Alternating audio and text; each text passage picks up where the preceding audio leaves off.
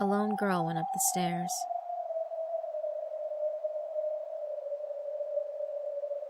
Her gait was slow. Step by step, firmly planting her feet on each step, she was slow. Step by step, as if imparting farewells to each step as she went slowly. The girl climbed the stairs. To this girl, each step of the stairway could be climbed up, but there was no going back down. She could hear the energetic voices of the students sweating during their club activities in the schoolyard. However, the inside of school after classes had ended was so silent that even a deep sigh would reverberate and echo. So even though she could hear those distant energetic voices from the courtyard, where she resided inside the school seemed like a different world shrouded in silence. That was how far she was separated from them, and it told her that they were in a world she could never cross back into again. She finally came to a halt at the top floor of the rising staircase, and there, the door to the rooftop. That dead-end place known as the rooftop was her last stop. But she believed that it was the point of a new departure. The girl's arms were painfully wrapped in bandages. Although difficult to make out beneath the shadow of her skirt, even her legs had traces of terrible, lingering scars. Those scars weren't caused by bullying or by accident. She wanted all of them, and she inflicted them upon herself. Because when she'd inflict these large wounds, she knew that she could temporarily escape this complicated, frustrating world. Home, school, both were complicated. No, the world itself was complicated. Everyone was foolish, stupid, and it's pointless to live in ignorance like idiots. Why had someone intelligent like her been born into a world like this? In the end, she couldn't understand that. And so, the girl had no sadness at all in her expression. But what she did have was contempt and pity for all the humans in this world, but most of all, anger. For her unique soul, being born into the wrong world, a world like this, she overflowed with anger towards the heavens. For her, everything she couldn't understand about this incomprehensible world was frustrating. Even worse, her parents, teachers, and her classmates, unable to understand her intelligence, treated her as the same as everyone else. Before long, she could no longer stand breathing the same air as they did. And so, she learned to hurt herself. Being sent to the infirmary and hospital for severe wounds offered her a moment of protection. And those hospitals and infirmaries were able to somewhat recognize the value of her existence, so they'd give her the appropriate treatment. As she was repeatedly doing this, she started seeking a way to really hurt herself. Finally, she reached it today. When her treatment at hospitals and infirmaries ends, once again she is thrust back into that irritating world. So she sought a wound that would never have her sent back out again. She understood that it probably wouldn't stop at just a wound. However, that was convenient, because it meant that things would end and she would never again return to this frustrating world for all eternity. Injured or worse, either way was fine. Then in her own way, a calm expression rose to her face. Heading out onto the rooftop, the sharp open air violently scattered her hair with a gust of wind. She could see the other students out doing their club activities, sweating it out in the courtyard. Idiots. Nothing but garbage, every single one of them. Those simpletons with their minds in the gutter flocked and laughed, spread their vulgarity, and sneered at me. You should all die. And when you die, maybe you'll realize how great I am and then realize how different my existence is to all of you. But then my brilliant mind tells me, what's wrong isn't this world nor these people. What's wrong is that I was born here. This is a world where vulgar beings live, And by a mistake from the heavens, I was allowed to be born into this world where I do not belong. In other words, the fact that I am here, that's what's wrong. The girl spits out some saliva. She climbs and then sits on top of the fence. From here, if I take off just like swinging from a swing, I'll release myself from this repulsive world. Well then, come on, a voice whispers. That voice that offered to save me from this world filled with pain whispers again. Are you scared? The voice laughs, daring me on. I'm not afraid or anything like that. I abandoned those kinds of feelings long ago. Even if I see tomorrow, it's because I have to live in this ugly and ridiculous world that nothing else can spare me. Compared with going back again to that classroom filled with idiots I despise, something like this is... Stop! Think it over! Killing yourself isn't going to solve anything. I heard that voice come suddenly from behind me. Who? I should be the only one on the roof. That voice wasn't like the voices I could hear with my ears that led me to where I am today. It was a voice I could hear only in my mind. Despite that, I knew that the owner of that voice was there. I turned around, and I saw a timid-looking girl gazing up at me as I sat on the fence. Please, come down from there. It's dangerous up there. Ordering me to get down from there, she reiterates her irresponsible words. I've had enough of orders. Just how many insipid, meaningless orders from people like you do you think I've had to listen to? I've had enough. I won't listen to what anyone has to say anymore. Please, don't jump! After all, if you're prepared to die, there are plenty of things you can do. Huh? I spat dumbfounded at this girl with glasses and her plea. If I'm prepared to die, there are things that I can do. The hell do you mean things I can do? Well, there isn't. There's nothing. There is nothing left in this world that I want. But I need something. A world that understands my intelligence and nobility. And that isn't here. Therefore, the only thing I should do has been made clear. And that's that I should leave this world I don't belong in as quickly as possible. Leave? You mean die? I'm not dying. I'm just moving from this world of fools to a place more appropriate for me. The voice told me how to cross into that world. The voice. It's what invited me here, and it's the only thing that understands me. That voice just wants you to die. You're being deceived. Don't avert your eyes from the truth. Fight it. Don't misunderstand death as your only way of finding peace. And who are you? You, someone who is freed by death? I knew.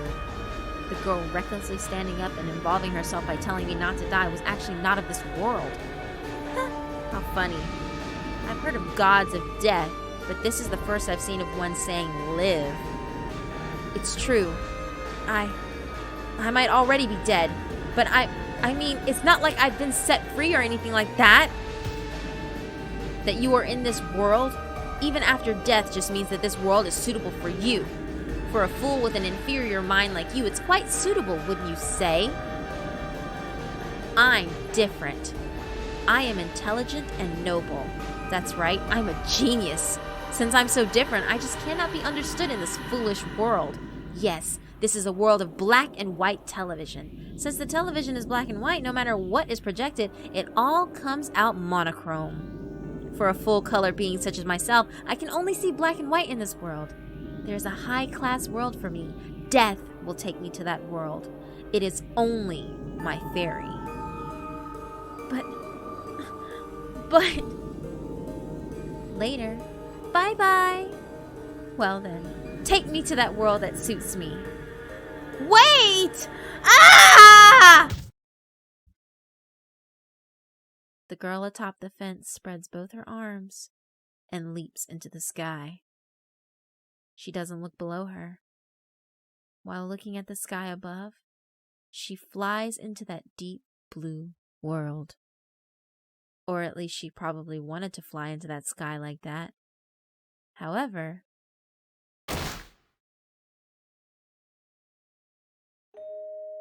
in an extremely natural way, she fell straight down. It wasn't in dramatic slow motion or anything of the sort. Leaping from that fence with a whoosh, she was hit suddenly with a crack and splat. In the span of 1 or 2 blinks of an eye, the whole thing was over quickly. The most important event to her was something pointless to the rest of the world. From the disfigured corpse of the girl, slowly, a red flower of blood bloomed and began to spread. No one in the courtyard realized the fact that she had fallen into a hidden thicket, and, from the damp, growing puddle of blood, slowly, countless buds began to spring up.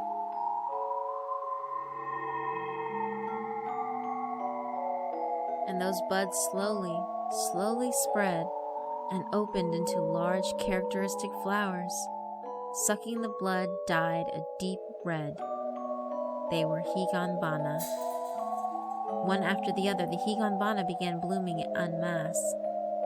It was as if it were drinking from the corpse. And from the thicket of Higanbana, a crimson arm silently sprung up. It became a form that embraced her corpse. It was the yokai whose name was the same as the Higanbana that were blooming.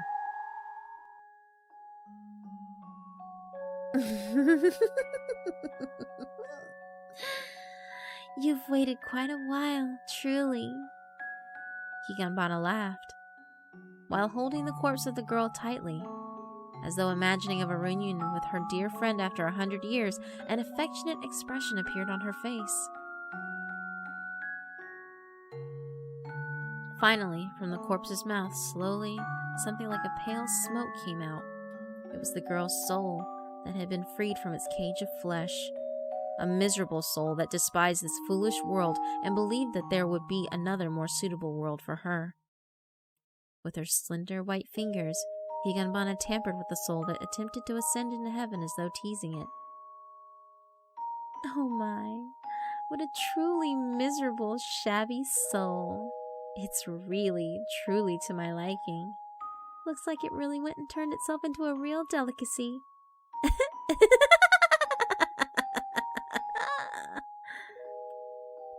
Struggling to rise into heaven, the soul tried to escape from the girl's toying fingers. It was exactly like playing with a delicate balloon after the helium had all come out. Higanbana-san, please forgive her! Well, if it isn't Marie.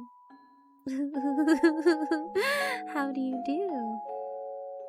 It's just that I feel sorry for that girl. I'm sure someday she will realize the error of her ways. So please forgive her. No way. How long do you think it took to raise a soul this delicious? Believing she surpassed the rest of the world with flying colors without any basis, without any great effort on her part, and just cursing the world, with a never-wavering belief that she was all-knowing and pure. I've discovered a beautifully foolish human. That's a cuisine that takes a lot of time and effort to prepare, you know. That was because you tempted her. Tempted? Who? Me? You've got me all wrong. I was worried about her and I taught her how to be free. Besides, Marie, you thought you could try and talk to her? This girl is truly arrogant and wouldn't consider herself with trash like you. A conceited and excessively foolish girl. She sneered at the stupidity of the world while ignoring her own. True, she was arrogant. The reality she believed, where she was almighty, didn't exist. She was not as wise as she believed she was, nor was she as intelligent. What happened was that others could not see the way she saw herself. So as a self-defense mechanism, she would say it was just because she was better than them. So perhaps it was she who was foolish. She was a foolish girl whose own opinions made her lack the power of being understood by those around her. I only taught that kind of girl the joys of pain. I taught her the way to the infirmary, the way to the hospital, and I taught her that self-mutilation could become an escape for a brief time. And I taught her that to choose death is to liberate herself from everything and rest. Slowly and carefully, I prepared her delicate spirit and invited her to die. Finally, the girl threw her life away with her own hands. The yokai that invited her was expecting her below with her mouth wide open. That was the dancing Higanbana, the third-ranked school yokai's hunt.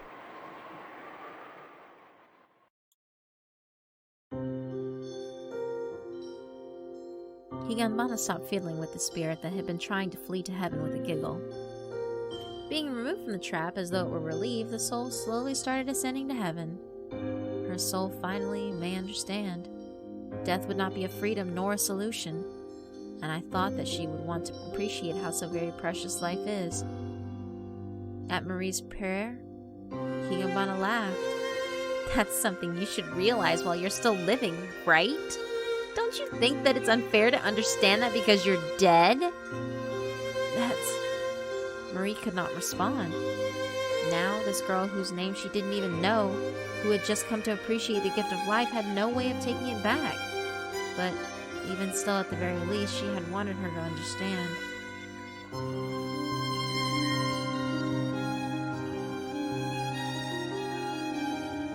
However, it was all as Higanbana said. It was already all too late.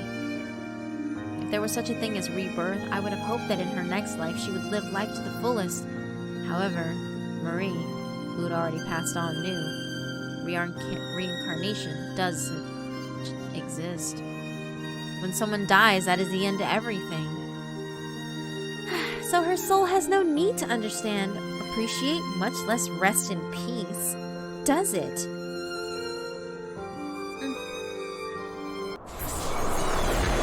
Then all at once, the thicket of Higanbana, like serpents, they shot out quickly and captured the soul that was trying to escape to the heavens and swallowed it in the mouths of their petals.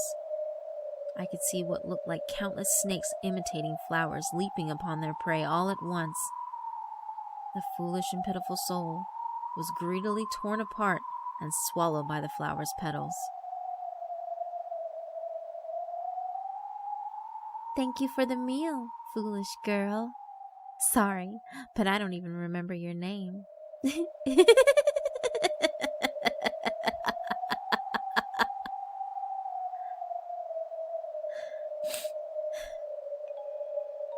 Marie, this is the story of a foolish girl suffering from the consequences of her own actions. I only put an end to it. Yokai tempt humans and eat the fools who listen to us. Do you have a problem with that? No, I don't. Higanbana's kill was, as something for a yokai, something filled with love and affection. Higanbana only whispered. This pitiful girl was able to defy death up until the very end by her own will. In regards to this hunt, Marie was left speechless. The moment Marie had realized this foolish girl existed, it was already too late. Although she whispered to her countless times to stop her thoughts of this folly, her words never reached her. If only she had realized it sooner, maybe she could have stopped her from thinking that way. Do you intend to interfere with my hunt? With a smile on her face, Higanbana gave a small threat. However, soon her shoulders shook from her giggling. Oh, it's okay. In our world, there are plenty of times when people go after the same prey. The stronger ones will get the prey. If I am stronger than you, it will be my meal. That's all there is to it. Marie, you're my friend, right? That means I don't hate you, so please feel at ease.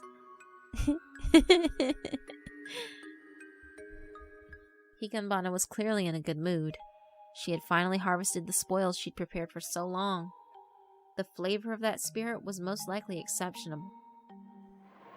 See you, Marie! Well then, I need to find the next meal. I want to try a frail bully kid this time. someone pitiful who's bullied in their class and has grown tired of living.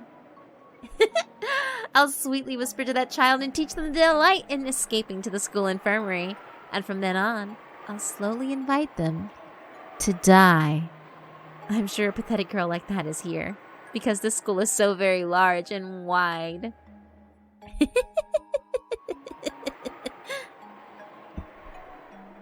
Leaving that as a one-way communication, Higanbana casually disappears. After that, not a single Higanbana flower remained. The large flower of crimson blood was all that was stretched out around the unfortunate girl's corpse.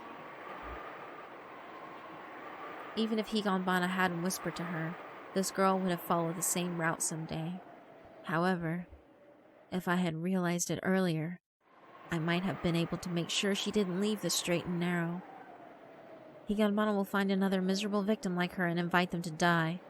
She even gave advance notice that she's going to find a frail bully kid to turn into her prey. I cannot stop Higanbana.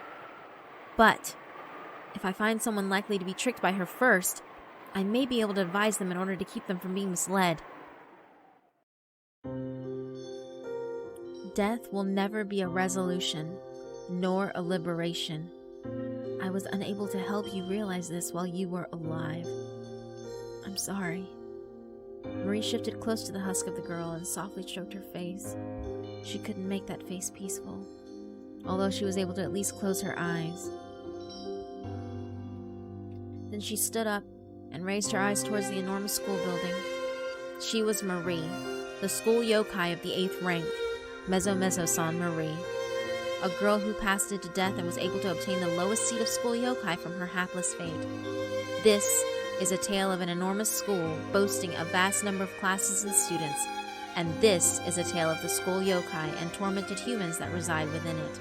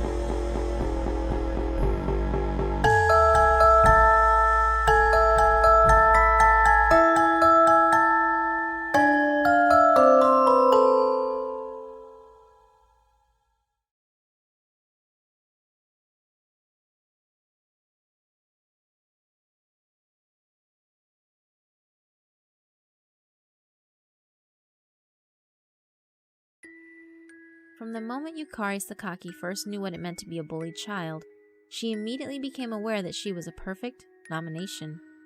And from there, she also understood it was something she urgently had to escape. However, she was still very young and did not know how she could go about accomplishing that. So she decided to ask her parents and teachers about it, and this is what they told her. If you retaliate, they'll just keep coming for you. Your bullies think it's funny because you respond, right? Just ignore them. Ignore them. If you do that, they won't bully you anymore. So she obediently believed this and put it into practice. But somehow, it seemed that in order to see results, she had to persevere for a considerable amount of time. She couldn't reap the fruits of that hard work overnight. As a result, today was another day of being a bullied child. Something small hit my head with a pat. Even without looking, I knew what it was. It was a ball someone had torn off of their eraser. If I acted like I was going to shake it off, they'd think my reaction was funny. And the bullies would keep hitting me relentlessly. So I pretended I didn't notice it. I could hear giggling voices as people saw the flecks of eraser stuck in my hair. But if I react, there's no doubt they'd tenaciously bully me even more. So, just like I was told, I ignored them. I pretended I didn't notice. With countless flecks of eraser spread throughout my hair, the whole entire time I pretended I didn't notice and endured it. When I had to use the bathroom, I decided to use one that was far away from the classroom, because if I used one close to the classroom, I would bump into one of the bullies. Even though they were only persistent in class, if I were to run into one of them in this isolated place, I didn't even want to think about it. So I disliked the restrooms close to class.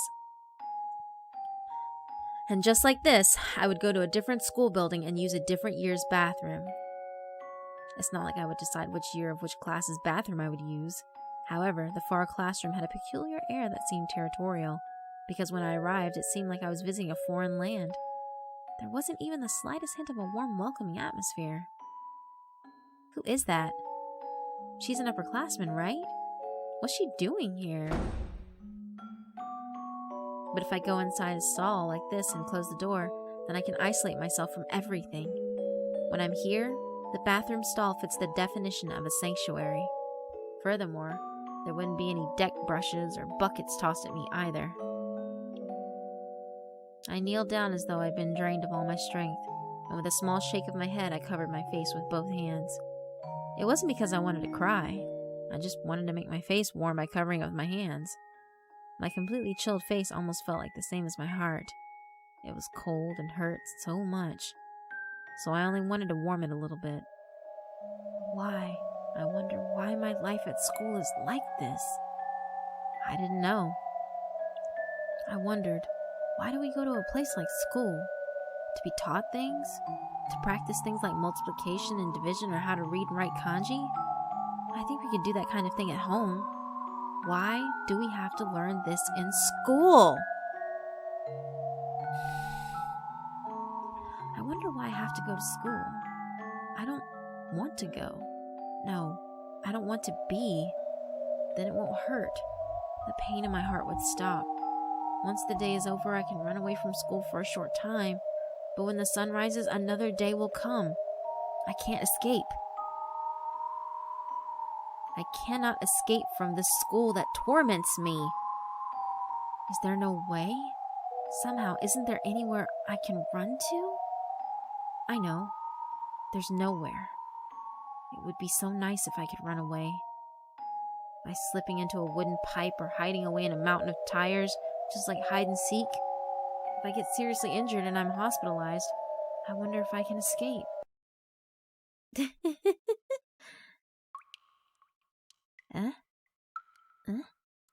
Just then, I felt like somebody was laughing at me from somewhere. But there's no way. I don't feel the presence of anybody else in the bathroom. There's no way I heard anything like a laugh. However, I'm sure I heard it. I feel like I did. It was a feeling just like somebody had heard the voice of my heart and sneered. You can get out of here if you hurt yourself. Then there was a mocking laughter as if to say, understand now?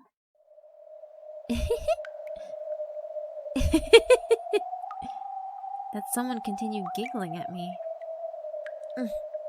But that might be it. Even if I run, even if I hide, I can't escape from school. If I want to get away, then I'll obviously have to pay some kind of price for it. Pay a price? Injuring myself might be what I have to do. I compared that with how ready I was to pay the price for it. It would let me get away from the school for a little while. Just a little while? Well, no matter what price I pay, won't I have to go back to school sometime? Then I'm fine paying whatever price just so that I never have to return to school again. As long as my body is willing, I'm prepared to pay the greatest price. But that's death, isn't it? The first time I spoke, I felt the weight of that forbidden word. If I die, I won't have to come back to school. I'll be free from school forever. I became aware at last that my fingertips were shaking. Those fingertips were entwined with sticky sweat drops that bulged at my fingertips. I wasn't shivering from the fear of death. I realized I was equating my own death with freedom from school, and that made me tremble. I learned somewhere, people shouldn't die. Someone said it. I hear it a lot on television. It's even said in dramas. Having that repeated daily for so long, at some point those foundationless values had been instilled in me. People mustn't take their own lives. This is the first time that value has wavered for me. In other words, that meant for the first time I had realized that this concept uniformly spoken around the world was a lie. I knew that the world itself was made of lies. This tightly packed bathroom stall with 4 walls. When I'm not there to see it, just how many lies and how much ridicule fills the outside of it. I wonder. That girl, she still comes to this bathroom, huh? Isn't she from a different grade? Why does she come to this bathroom? It seems she's being bullied. Isn't she always cowering? She's been in that stall forever, hasn't she? It's like she's making her own room or something. If she likes the bathroom, then she should just live on the toilet, yeah?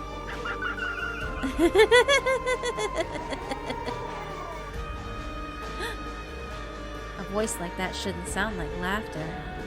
Everything was my delusion. As if I couldn't forgive my mind for birthing the idea, I gripped my head as if tearing, beating, and smashing it. It was as if my skull was fracturing with a crackling pain. It made sense. I was gripping my head, thinking to break it. If I die, I can get away from school.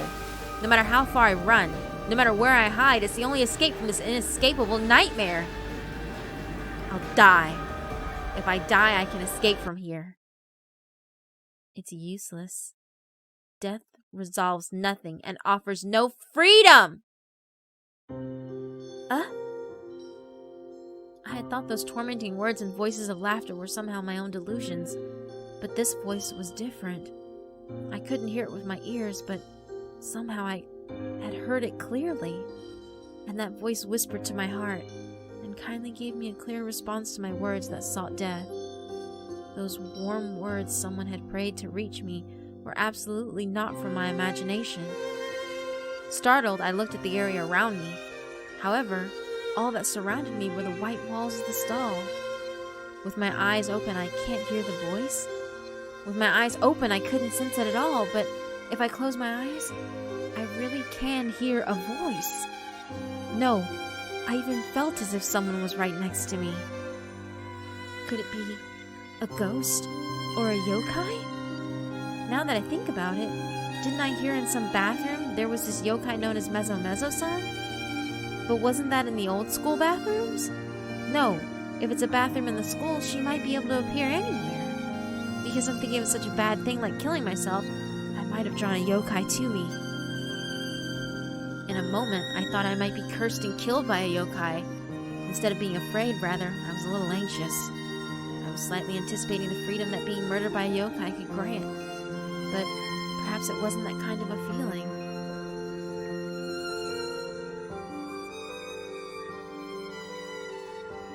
I was a little glad that for just a moment, even if it was just in my own mind, someone had given me those words.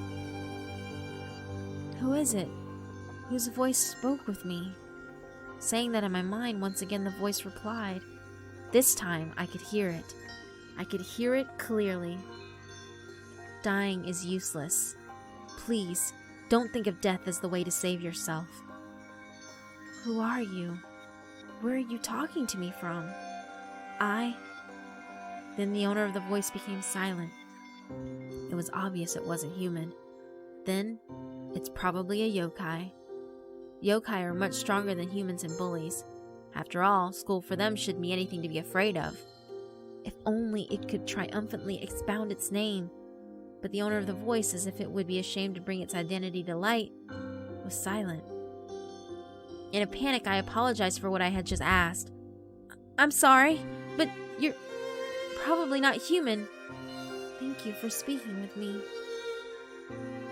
It's because I thought if I didn't talk to you, you would have died. Why shouldn't I kill myself? If you die, your mom and dad will grieve for you. Your friends and your teachers too. Do I have friends who would grieve for me if I died? Even when I'm tormented, everyone just laughs. I don't think they'd care even if I wasn't here. As long as you're alive, there'll be fun things to do. There's nothing like that in school. If you keep going, someday you'll graduate school, you know. Graduate? How many years should I wait here being bullied until then? You see, I used to be bullied, so I really understand how you feel. This was unexpected, because even a yokai who held amazing power had been bullied before. I thought, could it be? I wondered if she was bullied, chose to end her life, and then became a yokai. Wanting to die to become a yokai is useless! Oh, I'm sorry. Couldn't I have been revenge on those bullies with the power of becoming a yokai? With those words, she slapped my small hope away. I am a yokai. I live in the night of the school. Does bullying happen in the school at night too? Yes. And it's crueler than it is in the day. Please don't think that if you become a yokai, you won't be bullied by anyone any longer. Just how powerless dead souls are and how cruel the brutality becomes, I don't think you can quite understand that while you're still alive. But by the time you find out for yourself, it's already too late. And especially, souls that choose to end their own lives are a yokai's favorite food. I've already seen this firsthand. All these souls regret thinking they'd be better off dead, but then it's already too late. They're put through horrific tortures in the abyss for eternity. It seems like I've heard about this before. I felt like during special studies when a Buddhist priest came for some reason, he talked about something like this. But he couldn't compare with the authenticity of a yokai who was talking about the exact same thing. Well, then what are you suggesting I should do, yokai-san? The bullying in the world after death is even more painful, so you're saying for now I should stay here and keep being bullied like this? And until I graduate during that very long span of time, I should keep being bullied here like this? You have to fight back. Fight? I couldn't do something like that, and if I did something like that, I'll just invite more needless bullying on myself. First, you should fight those whispers of wicked yokai inviting you to free yourself through death. Well, I suppose. Then try asking for help from those around you. Try asking your parents and teachers. Once I had neglected to do that, and I brought everything on myself. Ask for help from my parents? My teachers? Those words put a gash in my heart. It wasn't sadness. It was anger. I asked for help from my parents, from my teachers, and their response was always ignore them. However, at some point I realized it. I wasn't the one who was ignoring others. Rather, it was my parents and my teachers who were ignoring me. Bullying is bullying because bullied kids speak up about it. Then even if something is being done to those kids, if they hang their heads in silence, then it's no longer bullying. So the bullying stops. That didn't solve anything. They said since I'd react, everyone would find it funny and bully me even more. Even though I believed them when they said that, even though I really tried, no matter how much time passed, it resolved nothing. It resolved nothing at all. In the end, no one could save me. Even though I asked my parents and teachers for help, no one could help me. No one. Ah!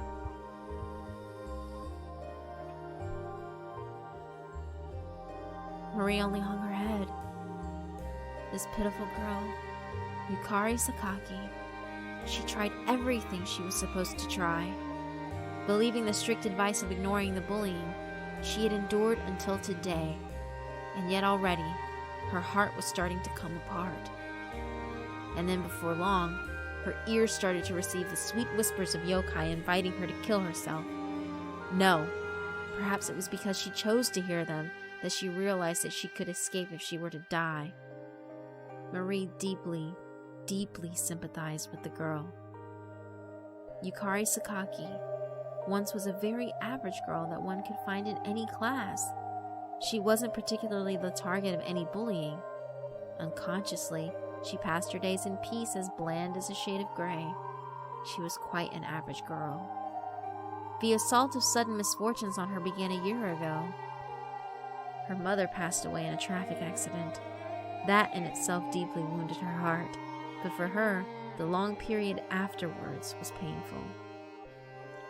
Her father, as far as she could tell, had lost his spirit, and although he was inefficient at it, he had struggled hard to support both the household and his work. However, he was inexperienced in housework, and coexisting with his work that had been busy from the beginning started to break her father down more and more. It was always gloomy, and the inside of the house that had become filled with trash and newspapers scattered about had already lost the peace of a family. In the beginning, her father tried his best and helped with the laundry.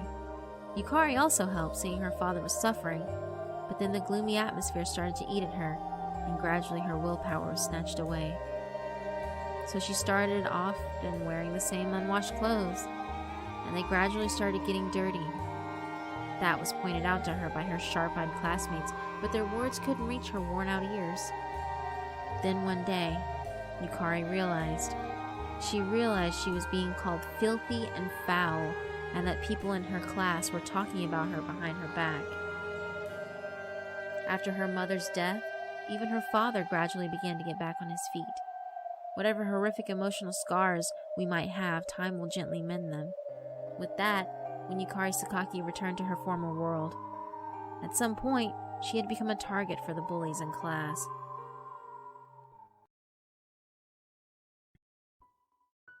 Knowing that much, Marie hung her head. And despite how well she knew Yukari, she had recommended Yukari ask her parents for help, and so she became speechless from her own insensitivity. In the beginning, Marie had thought Yukari was a weak-minded human who was choosing suicide as her simple escape. However, she had completely misunderstood. Since her painful experience with her mother's death, she had recovered and shown courage to return back to her former world.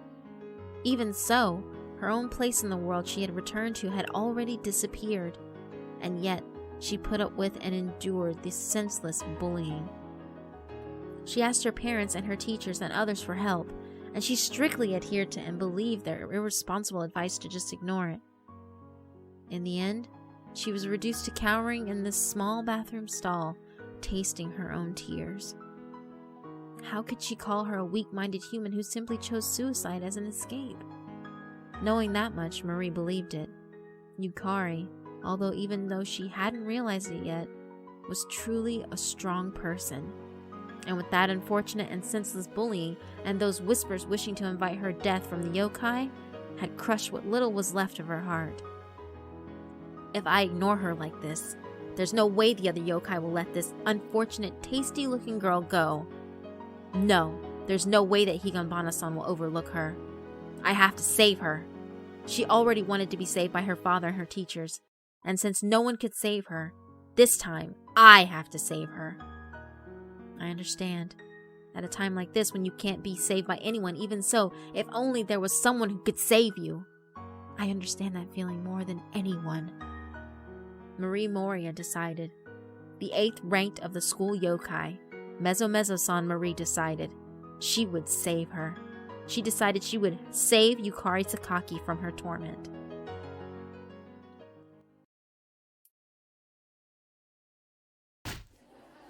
Watch where you're going!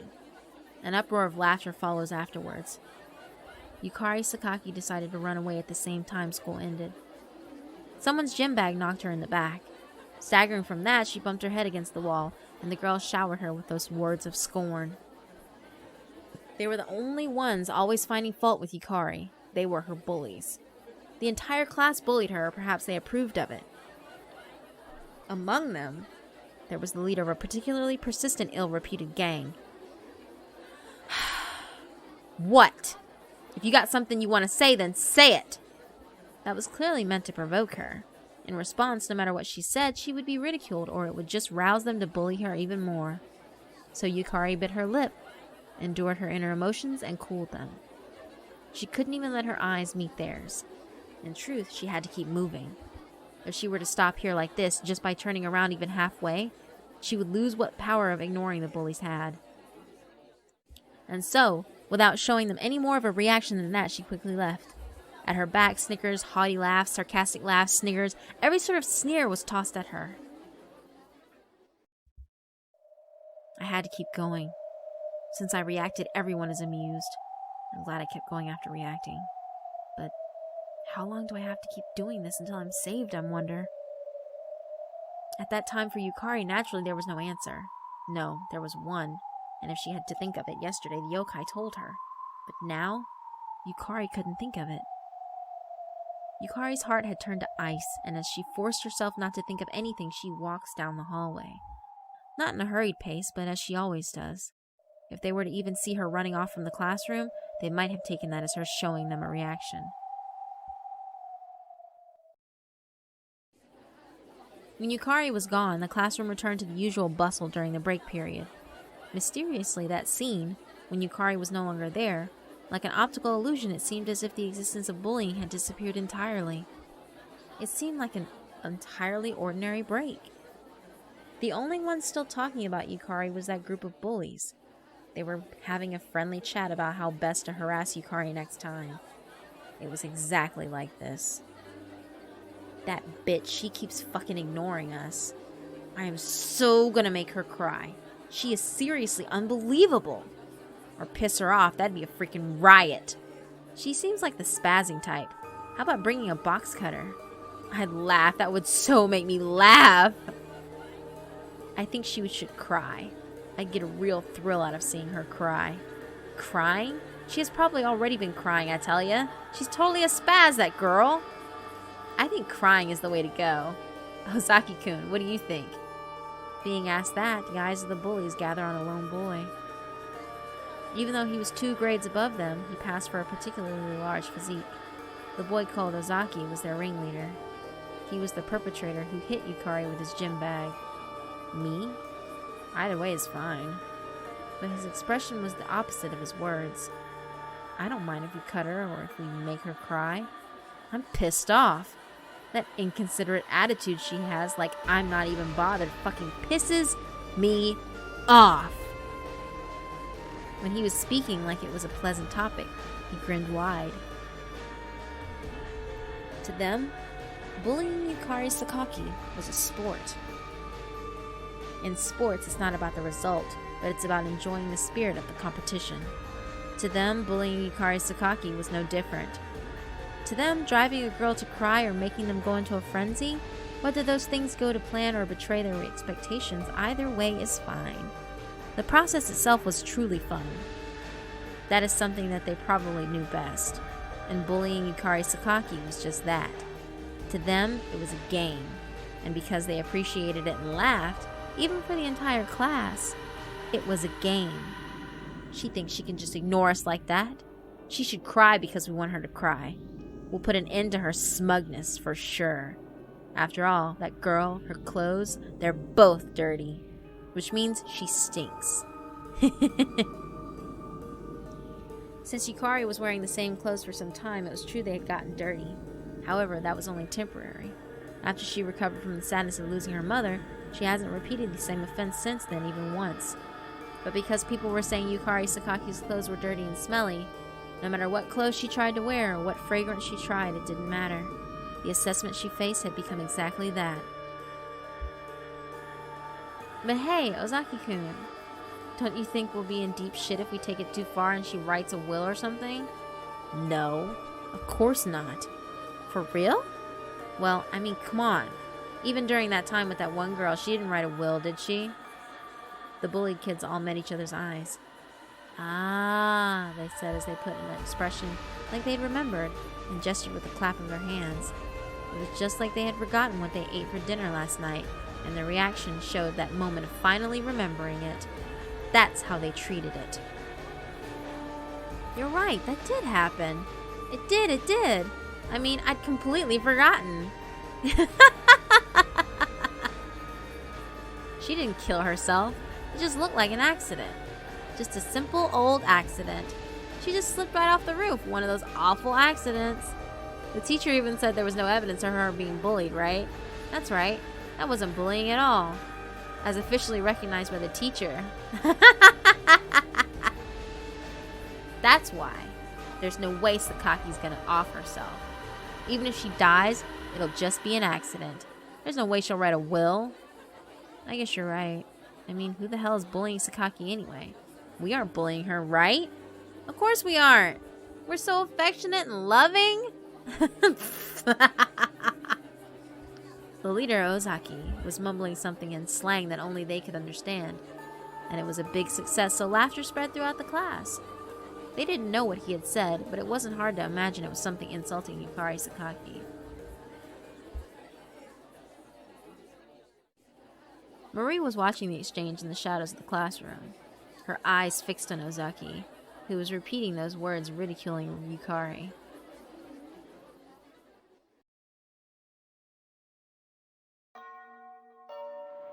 Twilight, after school. Most of the students had already gone home, and the ones who had been playing in the courtyard were scrambling to be the first to finish with cleaning duty.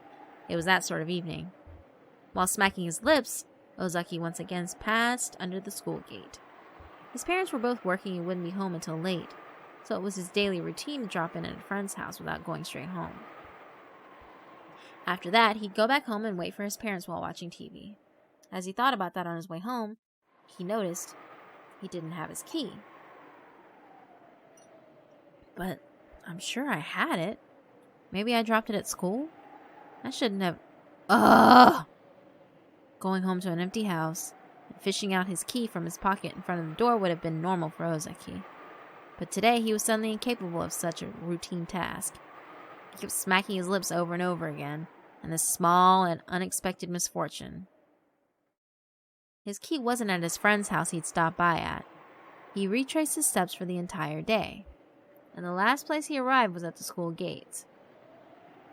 There's a lot of periods in just one day at school. After finally being able to leave again, having to go through the school gates again, with that thought, he had a terrible feeling. Almost like being the only one in the family to draw a terrible luck fortune at its shrine. The campus was dark as far as he could see. It was the world called school that they supposedly spend half their lives. A place they'd attend for several years. A place that even just by looking at it would make them fed up.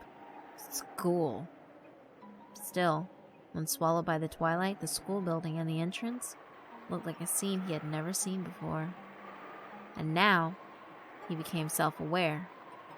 Everything he knew about the school he'd already become bored of was in the daylight. Half of the day was in the light of the sun. The other half was in the dark of the night.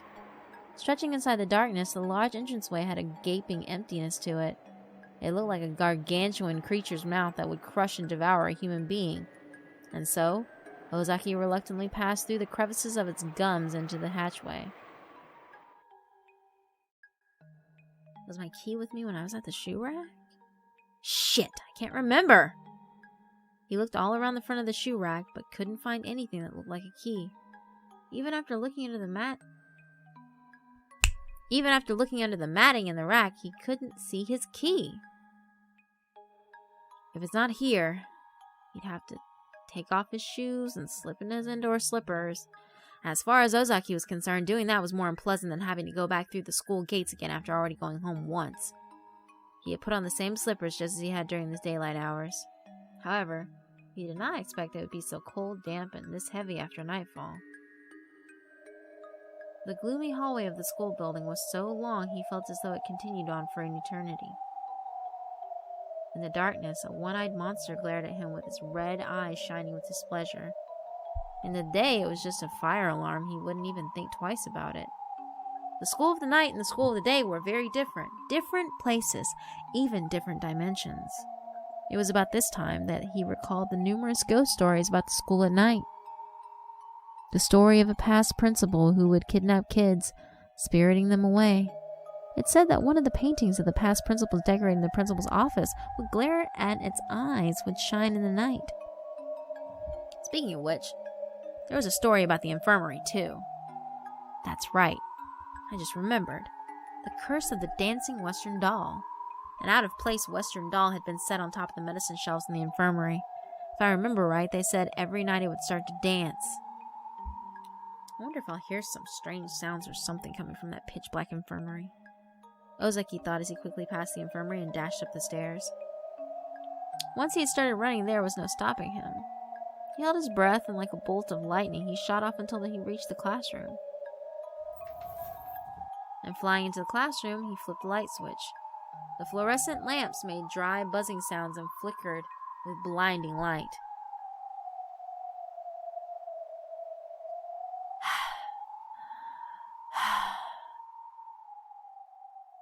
In the brilliantly illuminated classroom, even though no one was there, to his amazement, it was the same classroom that he knew well. As for demons ready to devour a foolish child who mistook day for night and attended their school, there wasn't anything like that lying in wait for him. M.Zakky started to calm down when he saw such a normal sight. Since he had come from the school entrance to the classroom, he finally realized how much he was sweating and how erratic his breathing had become. Oh, why lose your cool, M.Zakky? The hell are you so afraid of? By provoking and shaming his own cowardice, he persuaded himself that wasn't who he was. Calming himself, he remembered he had to find his key and get back home. He would probably get yelled at by a teacher if he was found in class at a time like this. It was stupid of him to lose his key. Not only that, he came to class at this time of night. Worse yet, if he were to get caught and scolded for it, it would be too shameful and he wouldn't be able to stand it. Gradually, as he started to feel himself return to his daylight self, he began to search for his key. But he couldn't find it. In and around his desk, he even checked in other desks, but he couldn't find it. His parents would probably be home soon, and they probably wouldn't leave him outside forever. However, if he lost his key, his parents would be upset with him. My parents would always come back wearing exhaustion on their faces, and aside from asking, "Did you finish your homework?" and "Are you ready for tomorrow?" they would say nothing else. We don't talk much, and I don't even remember the last time we had a real conversation. Even so, after not having talked to them in so long, talking about something like losing the house key, Mom would immediately start shouting and crying. Dad would see that and immediately start beating me. Shit. This sucks. Seriously, where did you go, Key? The fear M.Zakky had been having from being at school at night changed to impatience, and then, when the key refused to show itself, it finally changed into anger. However, regardless of his emotions, without any emotion, his key still couldn't be found anywhere. I guess I'll honestly ask if anyone has left my lost articles over at the staff room. If I still can't find it, it might be all over. M.Zakky thought, slowly leaving the classroom. In his eyes, he saw a light coming from the boys' restroom. Bathroom, huh? I've been in there so many times today. Don't tell me that I dropped my key in the bathroom. If he had been dropped the key in the bathroom, no one would have picked it up. If they put their hands on a key like that, they would get germs and everyone would make fun of them saying, "Get away from me," or something. Oh, because of that, even if someone drops their keys, everyone will look and then pretend they didn't see it. So it's possible it's still in there on the floor even now. If no one picked it up, it wouldn't be in the lost and found. Guess I'll give it a shot. He didn't normally have the habit of talking to himself. However, in this school of darkness, if he didn't at least talk to himself, the silence would become far, far too chilling.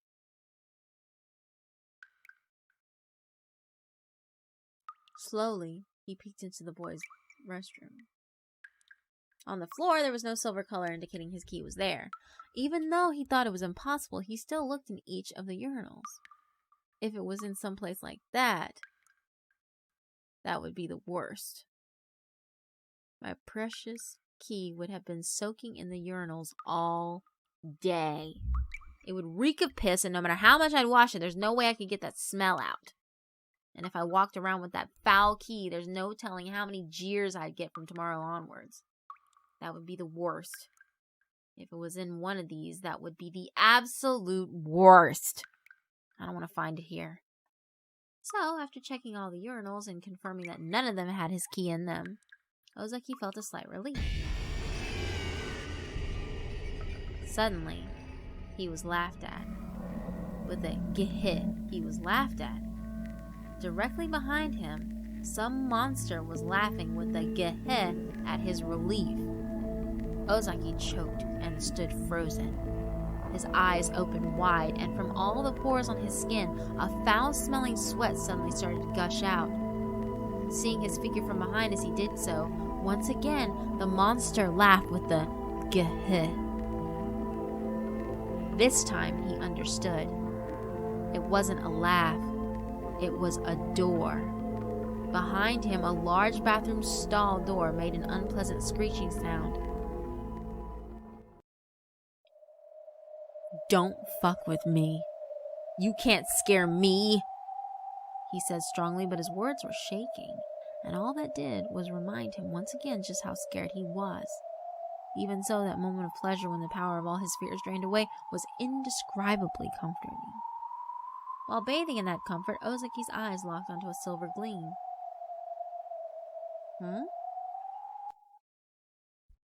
It was the key. There was no mistake, it was the key he had long been searching for. Inside the stall, by itself, it had seemed almost as if it was hidden there by a demon in a game of hide-and-seek. And so there it laid. He had no memory of going in here. Then why was his key in a place like this? Perhaps someone saw it and yuck, disgusting, and then kicked it into the stall? That was a plausible guess. He was lucky that at least no one knew that dirty key belonged to him. He thought to immediately pick it up and head home. Give it a good scrubbing in some water. Thoroughly. But in any case, he was glad he found it. At that moment, he was glad that he came back all the way to school. That second, the world turned pitch black. It seemed as if even time itself had stopped. And as he leaned with his arm extended to pick up the key, for some time he was stopped as if frozen in time. Gradually, feeling the beating of his own heart, he realized that time hadn't stopped. Someone had turned it off. Suddenly, something had turned off the lights. Perhaps a teacher on patrol saw it and turned it off? No, he didn't sense anything like that, and he didn't even hear the sound of footsteps. Well, then how did the lights go out like that? Rather, from the beginning. Until he arrived at the classroom after climbing the stairs, the hallways, everything and anything was complete darkness. He took relief from turning on the lights after reaching the classroom in that darkness. In other words, until he got into the classroom, there was no light or anything of the sort. Then why, after leaving the classroom and heading to the boys' bathroom, was there a light on? If the light's on, then someone should have been using the restroom. But there wasn't anyone here, and he didn't sense someone who forgot to turn off the light. In this school, ruled by the silent darkness of the night, echoes of footsteps would echo sharply. Even in the short time he was in the classroom, he should have heard those sounds reach him. That means, with no sign of anyone, the lights had suddenly turned on. And, with no sign of anyone, suddenly, the boys' restrooms lights had been turned off. Back off. Stop it. Stop joking, M.Zakky wanted to say. But with his lips quivering, he couldn't even say those words. His heart continued to tremble with its throbs, almost like it was going to burst out of his chest. His heart was beating faster and faster. With a dry, buzzing sound, a blinking beam shined on him slightly. Only a single fluorescent ceiling lamp in the boys' bathroom gave off its dim light. However, it continued blinking ominously. Just when he'd think it was lit, it would go off, and then back with a dry sound, it would light back on again. Rather than relaxing with the lighting, that repetition stirred an unease at what lay beyond. The fluorescent light was outside the stall, Because for M.Zakky, who was shut up in the bathroom stall like this, he was made to realize that he was distinctly shut up inside 4 corners of darkness. Huh? When did the stall door close? I found the key, went inside, and suddenly things went black. Where's the key? I panicked and turned around, and the key wasn't there. Sure, it's dark and hard to see, but the key is gone from where I saw it just now. Well, maybe what I thought I saw a second ago was an optical illusion? Or something that stupid, even? More importantly, where am I? There was no mistake that this was the inside of a bathroom stall, but it's different. This place isn't the stall I just went in. This isn't the same bathroom stall at all. The urinal, the toilet paper dispenser, the color of the walls were dirty, the fixtures, the angles, and... Where am I? At that moment, his ears sensed something for the first time. A sigh that couldn't be a sound. Sounds so small, it shouldn't reach his ears. The sound of chafing clothing. Now he clearly heard that sound that was so slight it shouldn't even be a small sound. The object of that sensation, strangely enough, it was there. Right there. It was right there, but he couldn't see it. Because it was shut out behind that single door. He found the presence that had suddenly appeared were facing one another, with a single thin door between them. It's my imagination. I'll just get out of here, he thought, and then the moment he moved to put his hand on the door, this time he heard a real sigh, and his entire body stiffened with a start. Even stranger, that presence on the other side of the door was sobbing and crying with a mezzo. Who? Why did you just cry? Why did you just come here to cry? There are some other stalls in the bathroom, right? So why are you crying in front of my stall? Go away, stop crying. Who are you? Damn it! Mezzo. Without a doubt, those were the cries of a girl. It wasn't a male. Those cries are feminine, even though this is supposed to be the boys' bathroom. That crying of Mezzo began freezing the blood in his legs one by one. That cry of Mezzo. From his legs, he felt rows of ice stand up on his skin, and by the time they reached his head, it made him remember what he did not want to remember. Mezzo. You there, please listen to my pitiful story.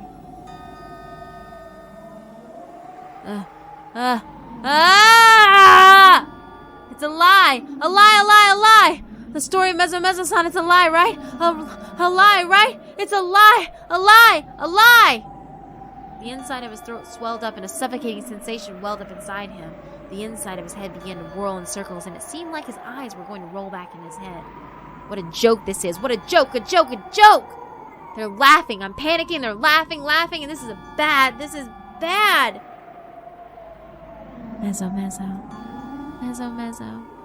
You there. Please listen to my pitiful story. That girl's sad voice repeated once again, this time clearly, steadily. It wasn't ambiguous like something that could only be heard inside his head.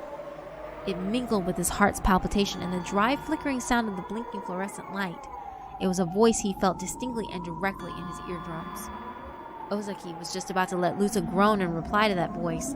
Just before he does, he remembers and firmly swallows and holds off. The newly born 8th mystery, Mezzo-san. The new tale of a yokai who appears in the old school bathrooms. You have to be shitting me. This place, it can't be the old school building, right? So there's no way it'd show up here. He didn't let that scream escape his mouth. Rather, like a goldfish searching for air in agony, he could only continue to open and close his mouth with a flap. It seemed like Mezzo-san was the vengeful spirit of a girl who was killed in the old school building.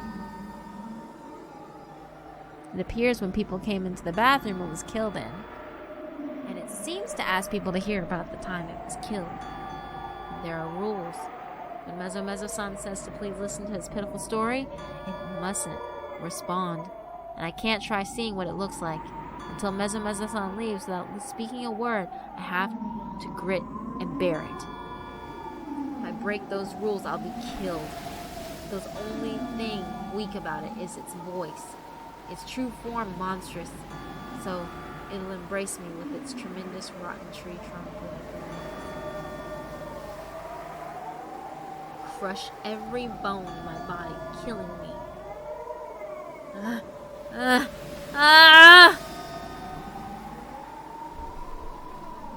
Ozaki covers both his ear and mouth with his hands. Already unable to control it with his own willpower, his right hand covers his mouth to stifle a scream. And with his left hand, he covers his left ear as if to stop Mezo-Mezo-san's cries from re-entering. Then his right ear was open. Even so, he covered it by sticking his ear up against the inside wall. Despite even that, he couldn't deny Mezo-Mezo-san's voice from permeating his ears. Ozaki-kun.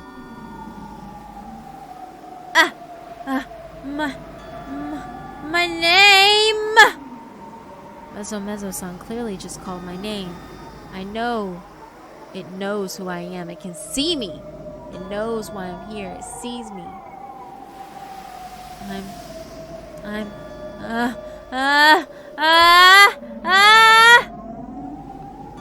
Why do you pick on girls, Ozaki-kun? What do you mean pick on girls? What are you talking about? Yukari Sakaki-chan, you've been bullying her for a long time, haven't you? How does it know about that? Why did... My punishment is at hand. This is my punishment. I shouldn't have just left it alone with the practical joke. The bullying. Would you stop already?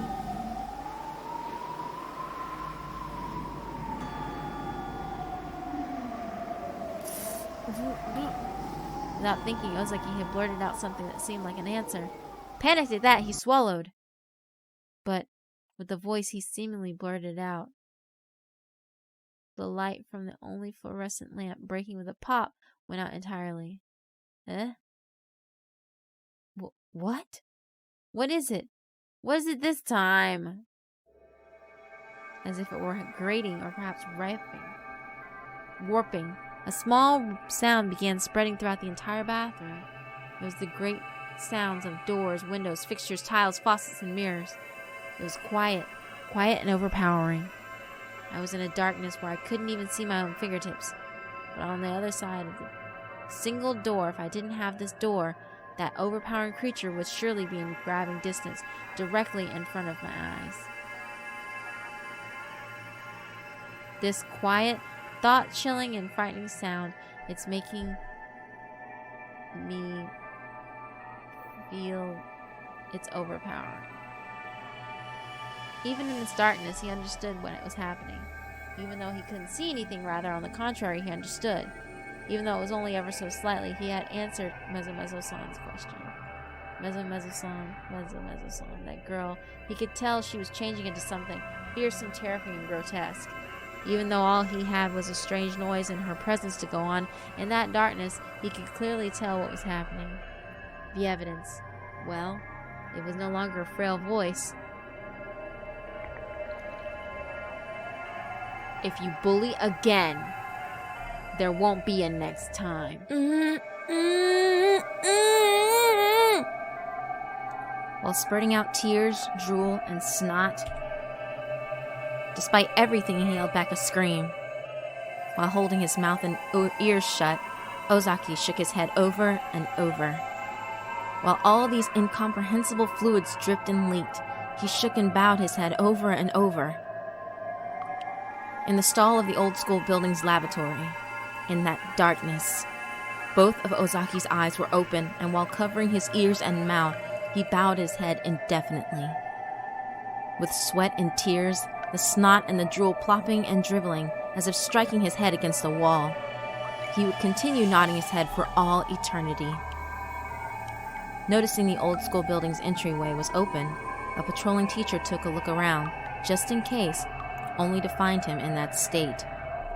Why would he go into a place like that, at that time, in that darkness, all alone?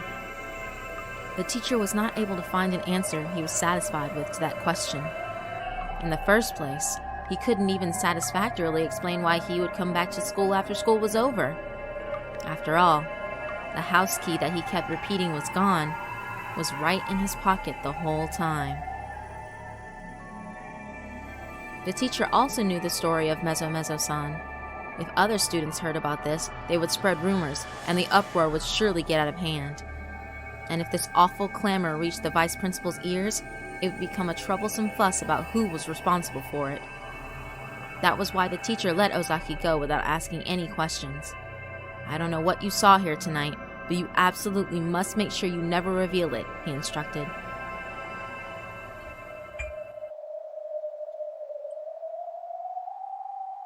Ozaki staggered, and with a gait like he still might fall over now, he crossed the schoolyard and exited the school grounds.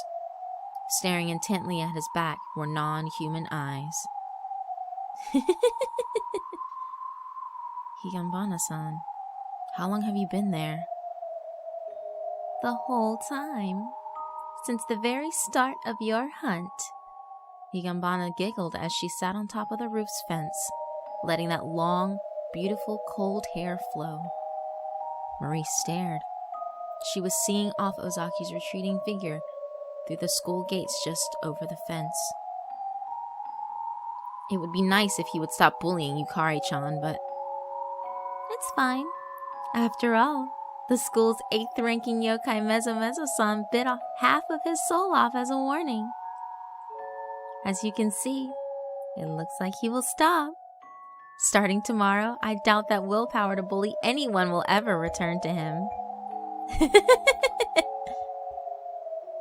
I only gave him a warning to say I bit off his soul. After you bit and latched on so far that you left teeth marks of that extent? Marie's hunting has such grace and is considerably lovely, although a bit boring to me. Marie still did not quite understand what it was the yokai referred to as a hunt. However, with this, all she could do was hope that Yukari's bullying would lessen, if even by a little bit. Nevertheless, Higanbana was still keeping her eye on Yukari. Marie calmed down just a bit. As though she had read her thoughts long ago, Higanbana giggled, then nimbly jumped off of the fence. "She really is a delicious-looking girl. That Yukari Sakaki girl." "Higanbana-san?" "What? Could you please stop hunting Yukari-chan?" You want I, the dancing Higanbana, to turn over my prey?" Higanbana spoke without turning around. Marie did not turn around either, and started speaking from in front of the fence. "It's not that I'm ordering you to hand her over." Then you're asking me as a friend?" "No, that's not quite right." "Then what do you mean?" "Yukari-chan, she isn't quite the right prey for you." Higanbana slowly turned around. Her expression was inhuman, merciless, like a frigid doll. Those eyes were more frosty and sharp than an icicle. No, they were not the eyes of something alive. Buried into her sockets were the eyes of a doll. A strong gust blew by and rustled her long hair, intensifying that ominous expression even more. Then, those lips parted in a perfect arc, like a smiling crescent moon only just appearing. "How lovely, Marie. You are not only just my friend, you've also managed to become a nuisance." "I don't want to be a nuisance. I'm only saying that Yukari-chan is not suitable as prey for you. After all, didn't you say you prefer to prey upon fragile souls who seem like they choose their own death?" "And you're saying that girl isn't?" "Yes.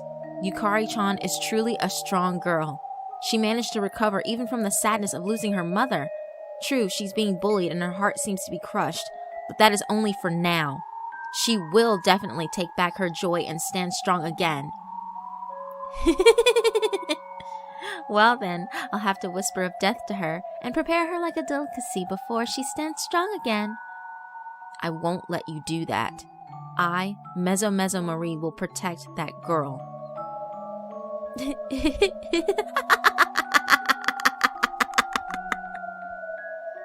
Higanbana, who had always laughed so elegantly, finally could not withstand it and howled with laughter. Can you protect her? Is there any way? Yes. If Ozaki-kun stopped bullying her, I believe his friends will do the same. Marie, you truly are entertaining. Well then, I'll let you show me for a while. Show me that Mezo Marie is capable of. With a turn, her skirt billowing in the wind, Higanbana disappears. Ozaki was already far into the dark of the night. Rather, he had disappeared into the light outside of the school. Marie was alone in the darkness of the school at night. She was praying that Yukari's fate tomorrow would be changed, even a little bit, for the better. However, she would understand the next day what Higanbana was laughing about.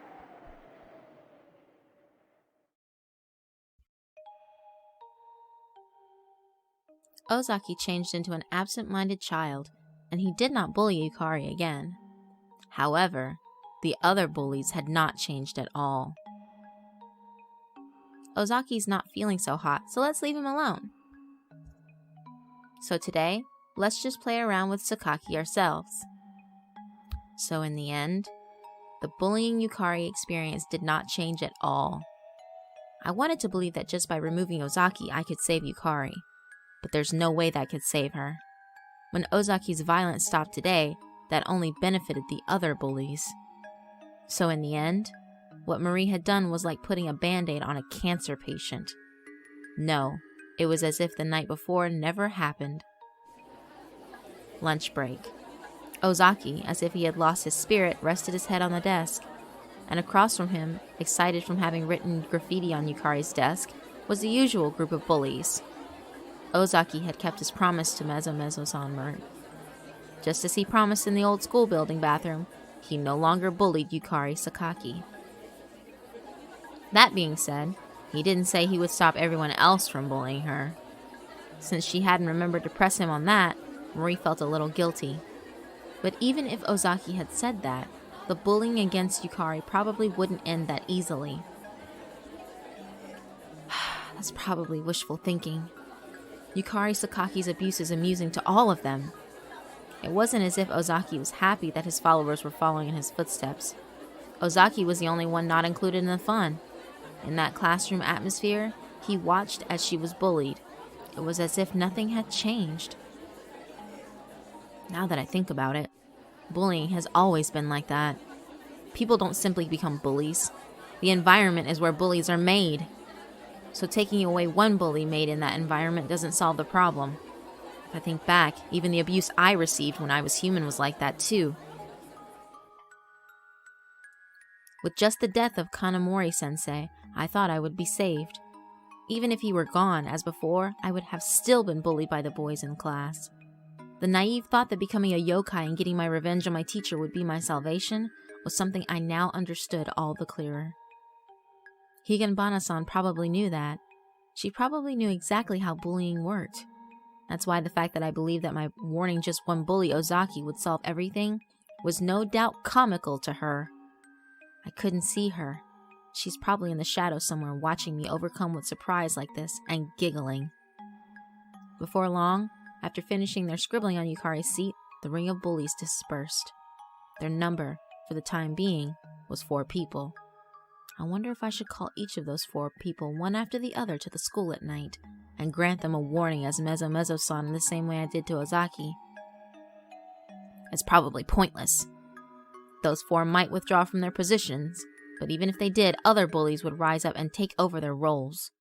Besides, offering a warning as Mezo-san to 4 more humans after Ozaki, that was no easy feat. This was in accordance to Marie's circumstances as a yokai. Yokai like Marie and Higanbana don't have an inexhaustible supply of power. Essentially, when yokai place their forms in the other world, they have to exhaust that power when intervening with that world's affairs. Higanbana said that is Yor-yoku.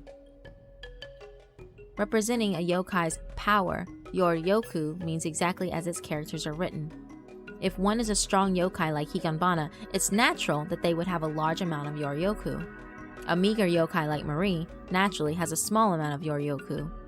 Interfering with humans requires a great deal of Yor-yoku, and in addition, it changes with how big the degree of interference is. If it is only a small thing like making someone listen to your whisper in a daydream, then it takes only a small amount of Yor-yoku. However, if you are thinking of showing yourself and making someone see your fearsome power of a yokai, it requires a large amount of Yor-yoku. When Marie appeared before M.Zakky in order to give him a warning, she spent most of what little Yor-yoku she had to do it. There are many ways to regain that spiritual energy, such as entrusting one's body to the waxing and waning of the moon or hunting and feasting upon the soul of a human. In the case of Marie, who refused to hunt, the only way to replenish her Yor-yoku is to give it time. If she gave a warning to each of the 4 bullies, she probably wouldn't even be able to show herself again. And she already knew that warning the 4 bullies alone would not save Yukari. Marie hung her head while biting her lower lip. Her powerlessness was mortifying. But that wasn't going to save anyone. Even so, she was a yokai. I am the one who can save her.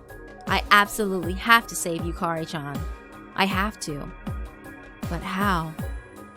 That, I just don't know. I don't know, but I can't give up. If I give up, who will save Yukari-chan? Yukari went back to her classroom. She noticed the scribbling on her desk, and for a moment her expression dimmed. But then she behaved like she hadn't noticed anything and took her seat. The bullies, in reaction to her non-reaction, were grinning and clicking their tongues. But I knew how many tears she was swallowing underneath that blank expression of hers. After amusing themselves, the bullies eventually left the classroom. I followed after them. I can't just stand by and watch Yukari suffer like this. But even as I watched over her, all I could do was sympathize. If I am to protect her from that formless concept known as bullying, then I've got to get a better understanding about it. So I took interest in the bullies. By observing them, I might be able to learn something. From that day on, their shadows were thickened and slightly clad with a chill. Marie understood that this was what it meant to stalk, to hunt. Rarely, students with strong supernatural senses would occasionally feel a slight unease about them, but no one saw Marie. And so she continued her investigation of the Yukari's bullying from over the shoulders of the bullies themselves.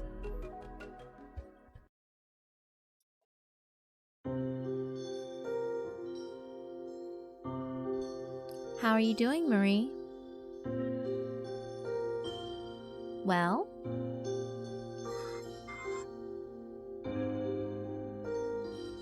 Have you found a way to save that girl? Higanbana-san. Everyone's spreading rumors about Mezo-san stalking some pathetic victims, looking for her next prey. Although I'm interfering with your hunt, I figured I'd make sure you were doing it right. I just came to tease you. Higanbana had known from the start. She knew that just warning the leader of the bullies wouldn't stop their tormenting. However, if she thought that Marie would despair, she patiently would wait for the other bullies to come along and surround her. It was Marie who had the despairing experience of being tormented in life, who died and once again faced against the problem of bullying and how she would stand up against this task. That was what Higanbana was interested in. You know what people often say, right? The bullied usually deserve it. But I don't think that applies to Yukari-chan. Is that a fact? Yes. After all, she's doing her best to keep from being bullied. Yukari is trying her hardest. In order to not entertain the bullies more, she has stuck to ignoring everything they do. Once it was pointed out to her that her clothes were smelly and dirty, she realized why they started bullying her, and now she pays special attention to her hygiene. She thought that just by bringing an end to that, there would be no more reasons to bully her. However, she already had the label of bully girl, and it stuck to her. And thus, even though there is no connection to her present self, her torture persists. It's not like you said. Yukari-chan doesn't deserve it, Higanbana-san. Then what do you think? I think the problem is on the bully's side. So, something like if you don't sympathize with them, you won't understand their pain? Over all these many decades since the beginning, I've heard that countless times. No, it's not like that. In a completely genuine meaning, I think there's something wrong with these boys. Ooh.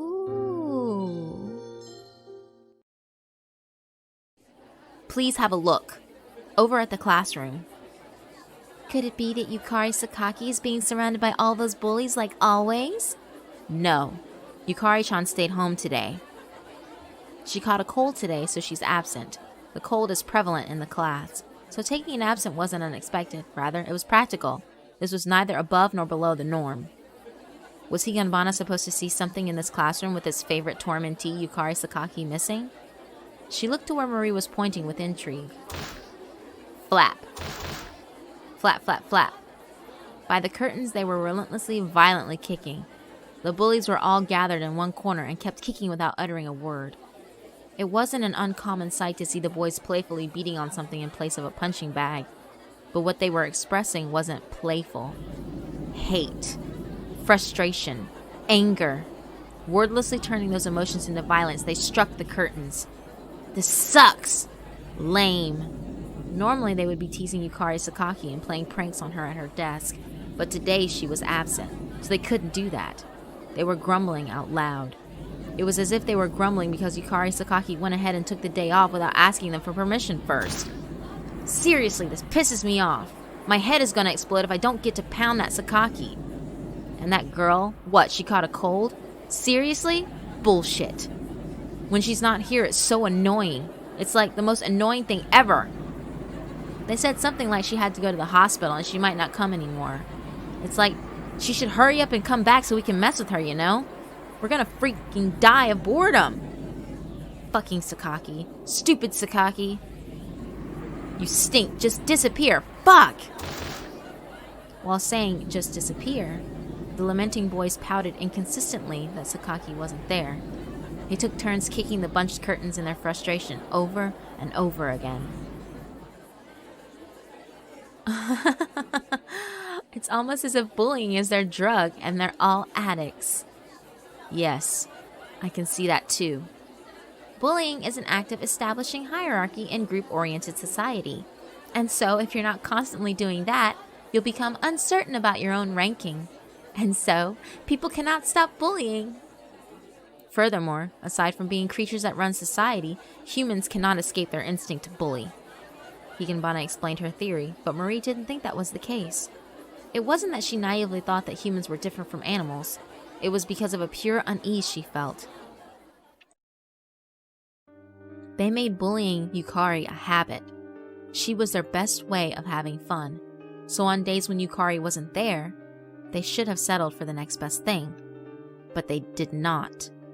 While other boys did things like running around and playing with each other, all they did was hang around the curtains angrily kicking lumps in the folds out of frustration. Seemingly out of frustration, they kept kicking. It wasn't because it was fun. It was as if they couldn't find any other fun to have except in bullying.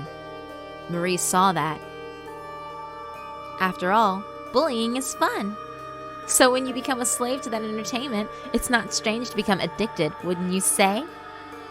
Well, I think it's odd. For argument's sake, even if bullying is fun, this is only a one-time incident.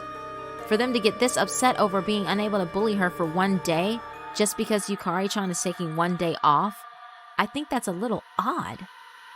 It's just one day. For them to be this upset just because they can't bully a girl is just odd. If you think it's odd, Marie, perhaps it's proper to say it is. It doesn't particularly matter to me.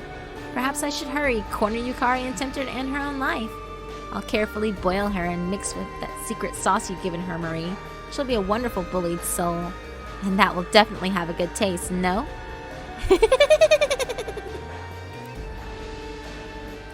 Leaving a trail of laughter, Higanbana dissolves into the shadows. But Marie wouldn't let it come to that. Because Marie couldn't see their bullying as playful, or by no means a laughing matter. Just like Higanbana explained, she could see that they were only addicts for the drug that was bullying. Does bullying really have the mystical, ominous power to make people slaves like that? I want to believe that's not it. Higanbana sneered, saying that humans are like animals and unable to escape from it. But I still want to believe. There's no way that humans by nature wickedly take pleasure in seeing the suffering in others' faces. Then, why? Why do they keep bullying her every day? And why on days like today, when she's not even here, does it bother them this much? There has to be something, a reason why they're this addicted to bullying. As long as that's not explained, perhaps Yukari can't be saved. Marie was certain of that. Oh, it's Ozaki-kun. How you doing? You're kinda down for a while. Yeah, it's a cold. Just a cold. Even Ozaki, who had been threatened by Marie, had lost his spirits for a while, had recently started gaining his former composure little by little. He might even return to normal before the end of the week. It was a terrifying experience that was hard to forget, but he hadn't been menaced to the point of becoming an invalid. It was still an event he didn't want to remember, but even if he told anyone, it wasn't as if anyone would be able to understand him, and he did not want to be thought of as a coward. In other words, it shows that all of Marie's efforts that night had only the effect of distancing him from Yukari for a couple of days. But even so, this doesn't discourage Marie. In order to save Yukari, she had to understand their abnormal behavior. Marie listened quietly with her ears at attention as she continued standing directly behind them. Sakaki's alright, but last year? Oh yeah, I remember last year. Seriously, I could put up with Sakaki, but man, it's just not as satisfying, you know? Being ignored by Sakaki pissed me off. It makes me want to mess with her even more. But yeah, last year, man. That stupid girl, why'd she have to go and die in an accident? She had heard that story before. A story seemingly about how they were bullying someone last year. A story about how somehow that girl ended up dying in an accident. You know, there's nobody like her. When we messed with her, we had all sorts of fun. And if we could get Sakaki upset a bit more, she might be fun too. Well, Sakaki will probably never replace Misumi. Yeah. Watching her react was tons of fun. True. Well, with every action, there's a reaction. Yeah. The same should be for bullied kids. Sakaki's going to need a lot more discipline to reach Misumi's level. And disciplining her, that'll be fun. Exactly. After all, Misumi just kept getting better and better, didn't she? Absolutely. Misumi, it wasn't quite messing around. How can I say it? It felt like we were playing together. Yeah. No offense to Misumi, but maybe she was enjoying it too? Or at least that's what I thought. Right, and that's not bullying. I mean, Misumi was really having a good time, wasn't she? She really enjoyed it when we teased her. She really did. That gloomy old bitch would have died of loneliness if we hadn't played with her, right? You bet. She was totally thrilled and we played with her. Like hell she was. Nobody'd be happy drinking mop water soup. Hey, speaking of, you know, we never got any sorts of thanks from Sakaki for playing with her, did we? We sure haven't. She totally looks like it's just such a pain to do it, too. Even though if we hadn't played with her, nobody would want anything to do with such a smelly and disgusting girl like her. You're right, Sakaki hasn't thanked us enough. We really gotta make her remember to do it now. Starting tomorrow, we gotta teach her a lesson so she really gets it. Yeah, gotta teach her a lesson.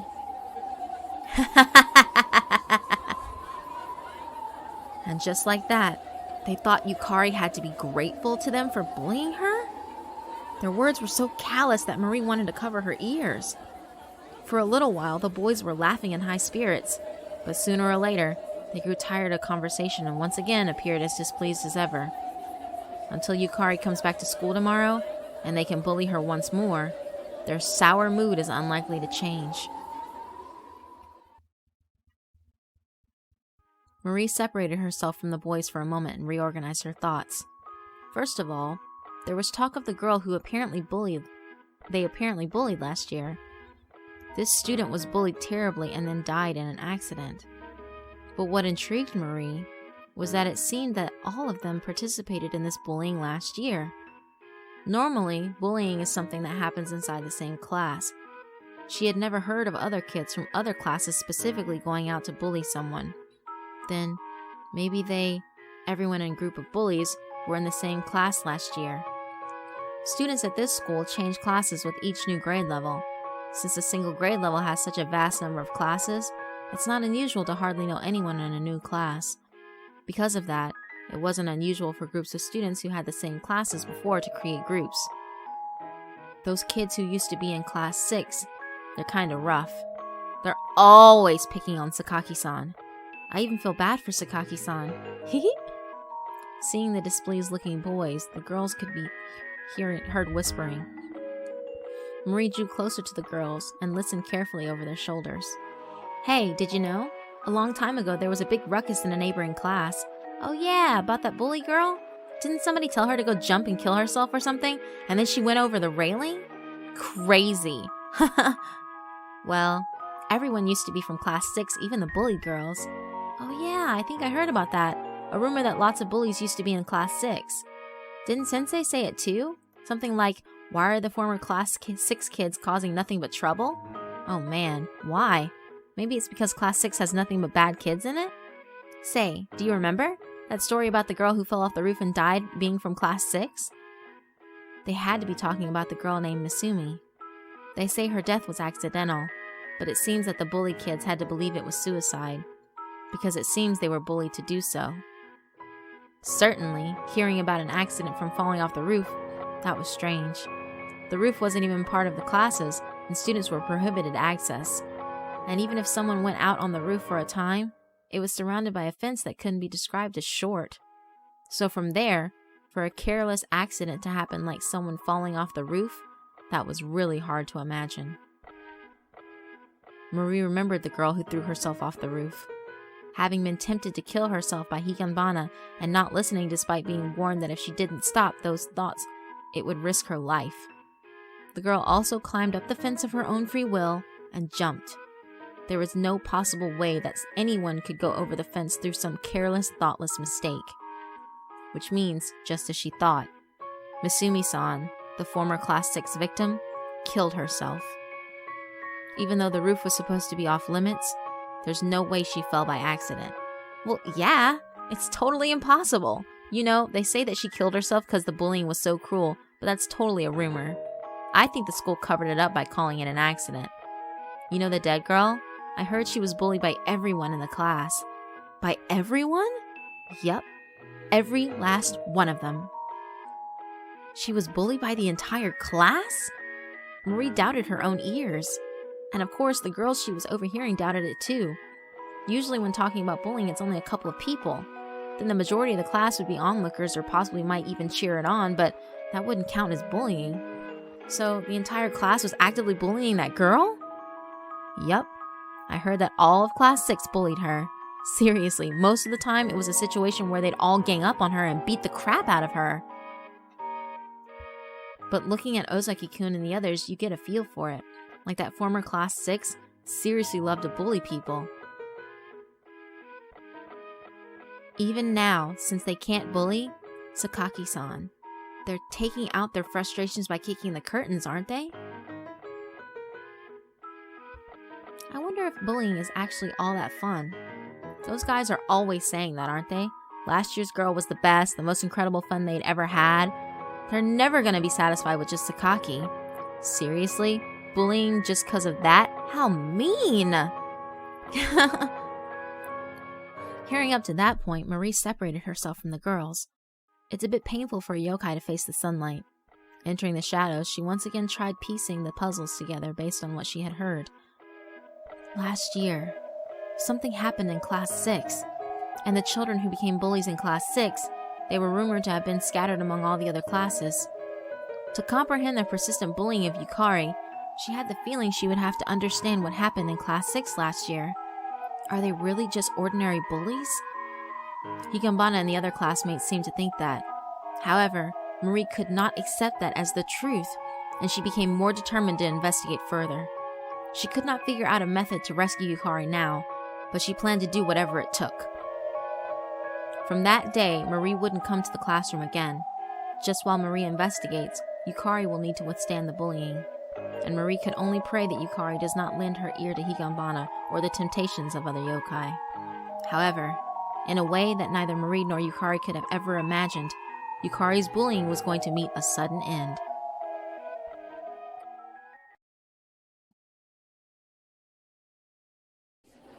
After recovering from yesterday's cold, I once again returned to school. In the past, I hated coming back the day after being absent from school.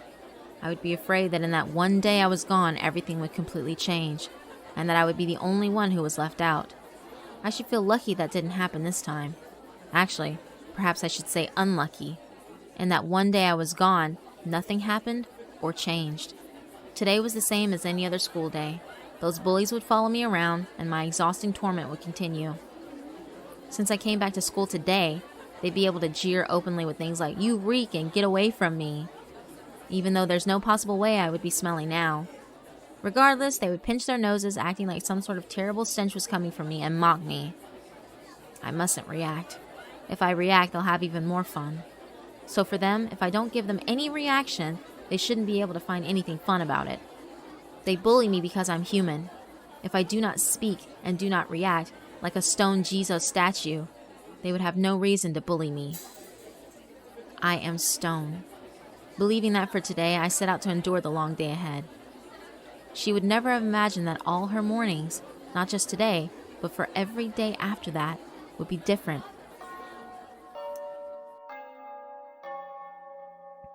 Today, I have a new friend to introduce to all of you. All right, come on in.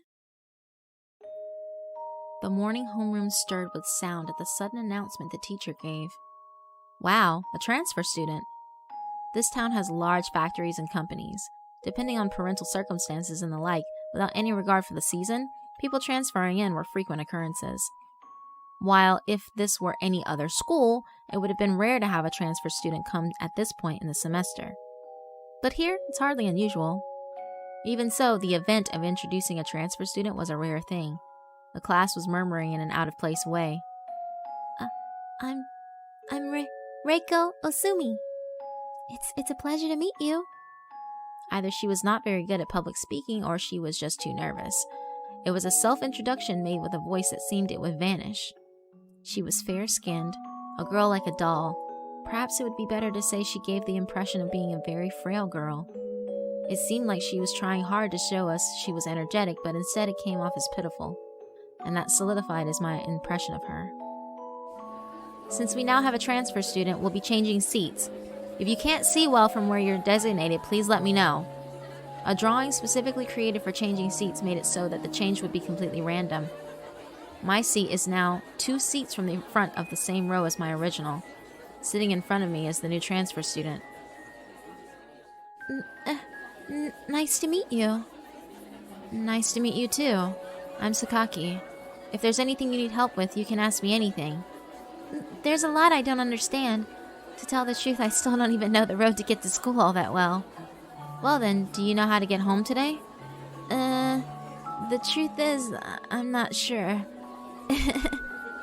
She was probably giving it her best to poke fun at herself or something, but she didn't have any energy in it, so it was just pathetic.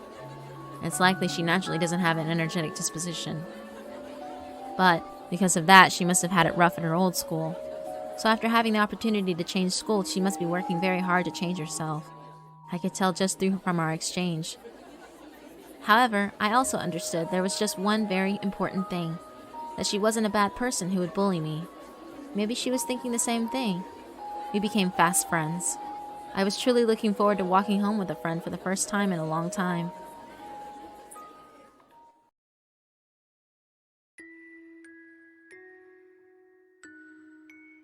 So you're on the 4th block. Then we're pretty close together, aren't we? Thank you so much. If I were alone, I thought I wouldn't make it home. Reiko Osumi, right? Can I call you Reiko-chan?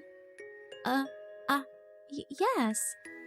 You don't have to be so nervous. I mean, it's not like I'll bully you or anything. Well, actually, I've been bullied myself. Me too. I've also been bullied. What? You were? Even saying that, I already thought as much. I'd sensed it the whole time. Something that only fellow bullied students could understand. Something like a wavelength. Reiko-chan told me she was also horribly bullied at her former school. I told her I had always been bullied by my classmates, being called stinky and dirty. I also opened my heart. So you were too? Yeah. We've both been through a lot, haven't we? How sad. It's just awful. I wonder why there's hazing at the school too. I guess it can't be helped. What can't be helped? Well, just to live, humans have to kill animals and tear plants out to make their meals, right? If they don't kill animals, plants, or anything at all, humans can't live.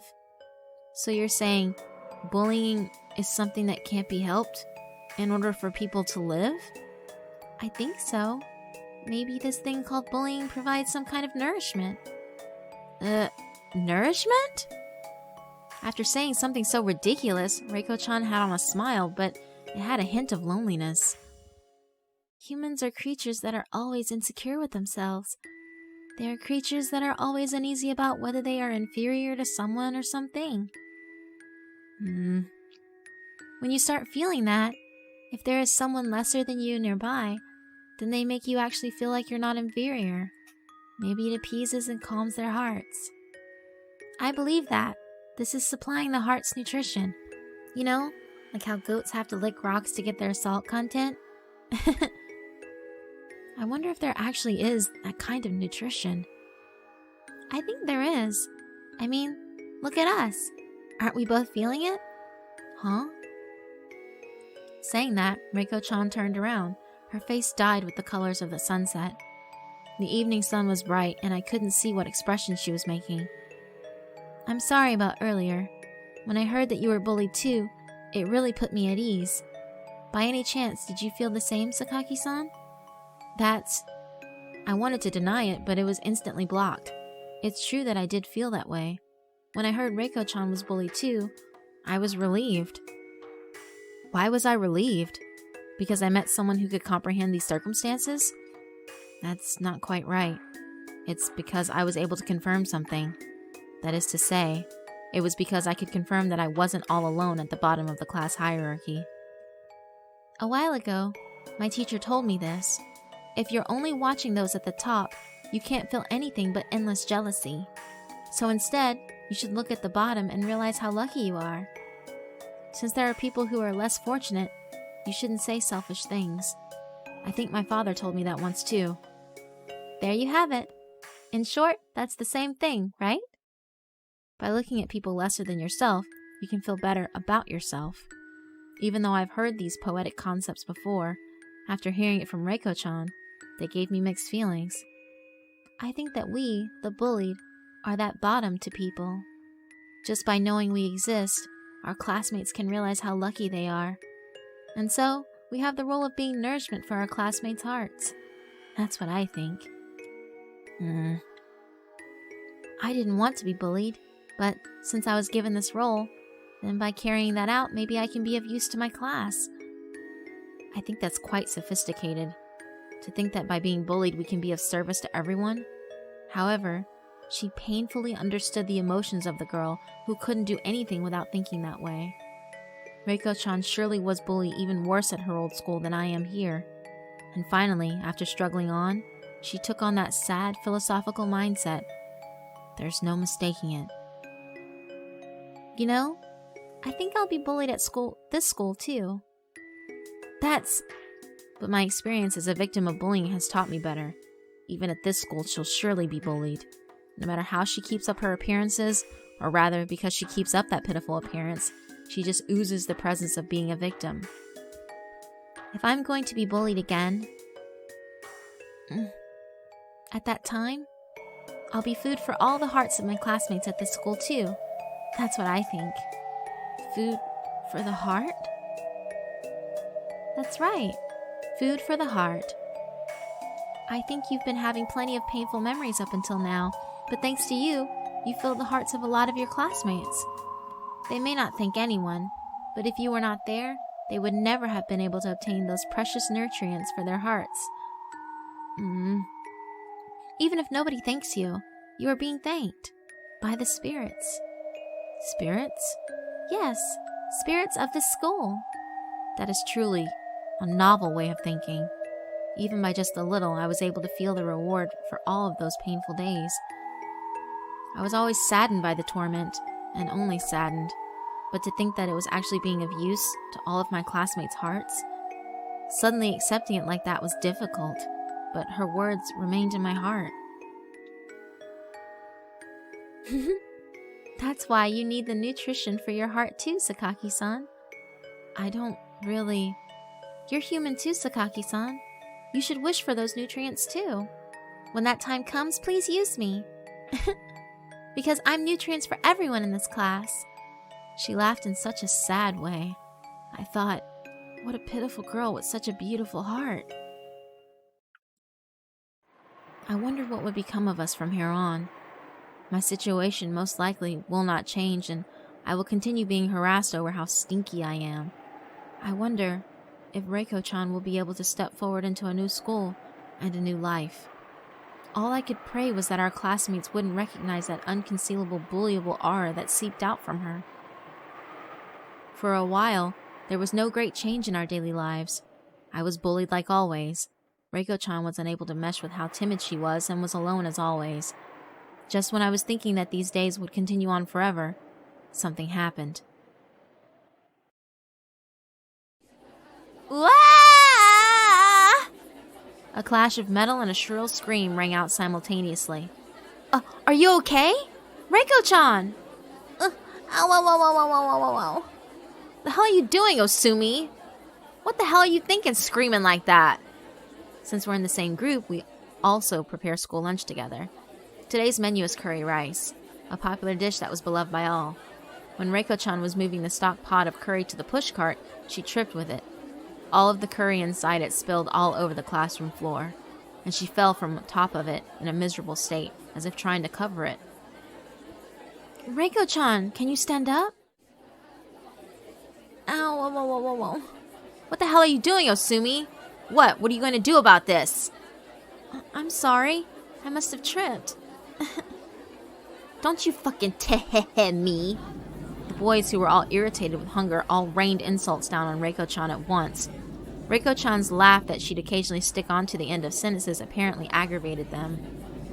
She crouched and crawled all over the curry that had spread all over the floor. But even still, she kept laughing the same forced laugh. Though she thought it would help her avoid their anger, unfortunately, it turned out to be like adding more fuel to a fire. Her poor clothes, they were completely stained from top to bottom with curry. It was truly a terrible state. Seeing that pitiful state, the only one with any sympathy for her turned out to be myself. Accidents like this rarely happen during lunch duty. This time, the duties are split up between the different classrooms.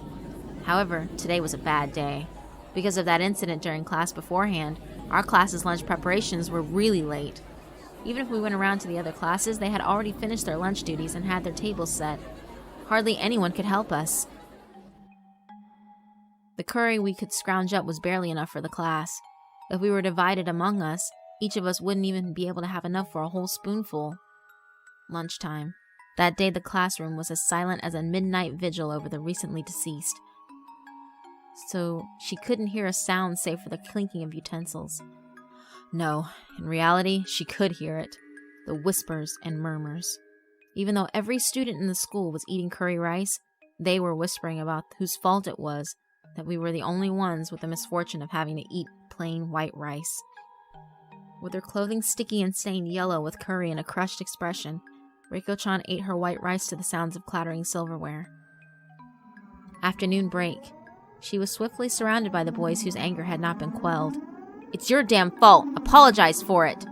The hell were you fucking around for, you bitch? All that could be heard were the shouts of the boys. Reiko-chan's voice could not be heard, but based on the exchange, you could piece it together. It turned out her forced laugh was angering them more and more. I wanted to protect her, but there was no way to have the strength to push through that crowd of boys. All I could do was wait and stare dazedly until the windstorm of their rage had passed. Don't touch me, you'll leave a stain. Ugh, you reek like curry. It's like you were bathing in it. I can smell it. I can smell our delicious curry on her. If she had a gym uniform, she could have changed into it. But unfortunately, she didn't bring one today. That's why, no matter how many times she wiped it down with a handkerchief, Reiko-chan's clothes were sticky and ruined by curry. Eventually, their anger had turned towards making fun of her unfortunate appearance. The boys repeatedly jeered at her, calling her rancid and smelly. That was how she fell into the bullied role into the class, and meant she had the label forced upon her. The role of being mocked for how I smelled was, up until yesterday, my role. However, after this moment, my social standing rose a notch above hers. Reiko-chan. Congratulations, Yukari. Suddenly, somebody behind me spoke while laughing eerily. There was no way they could have known how this scenario of Reiko-chan being bullied would be a blessing for me. Why are you congratulating me for this? Because it is a celebration, right? This way, starting today, you won't be bullied anymore, will you? I don't know what you're talking about. Can't you see it? See what?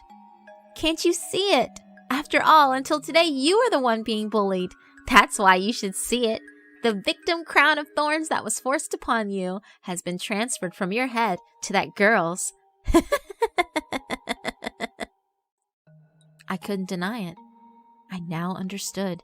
This ritual of abuse has now fallen upon the absolutely bottom, Reiko-chan. And indeed, I could see it. I could see the designation of victim that had been bestowed upon me was now being delivered to her. I can't put it into words very well, but it was something I understood intuitively. It's possible. I might not be bullied anymore after today. She has inherited that role from me now. Marie sure is an idiot, but she's so cute. She's been risking her life thinking about how she could lessen your torment. Even now she's worrying about it somewhere. But her idea is foolish. After all, bullying doesn't just go away. You understand it, don't you? Getting rid of bullying is an impossibility. Bullying is, how should I put it? Perhaps it is to be distributed like the baton in a relay race. Once it has come around to you, you can't sit with it and do nothing, and you can't get rid of it. There is only one thing to do. Pass it to the next person. Pass the bullying on to the next person? You may not understand it, but it's just something average that happens with kids, you know? There's not one human who can say they are always perfect. Sometimes they make mistakes, and there are moments when they're made fun of. The baton of victim is something that can be passed to anyone. But those average kids aren't stupid. They don't want to keep that baton forever, so they pass it right away to somebody else. That way, they don't become the bullied kid. Are you saying that us bullied kids are people who are forced to hold the batons? Not quite. You could say that a person who doesn't pass that baton is a slow learner. I probably had that baton up until today, but I didn't intend to force it over to Reiko-chan. That's right. After all, you were monopolizing the baton and squeezing it so closely. But regardless, they found something today. A much more splendid victim than you. They got tired of you and gave the baton away for you. Then they gave it to Reiko-chan. That's correct. So congratulations to you, Yukari. Good fortune has arrived to you who would not release her hold of the baton. You have finally been relinquished of the role of being the victim this day.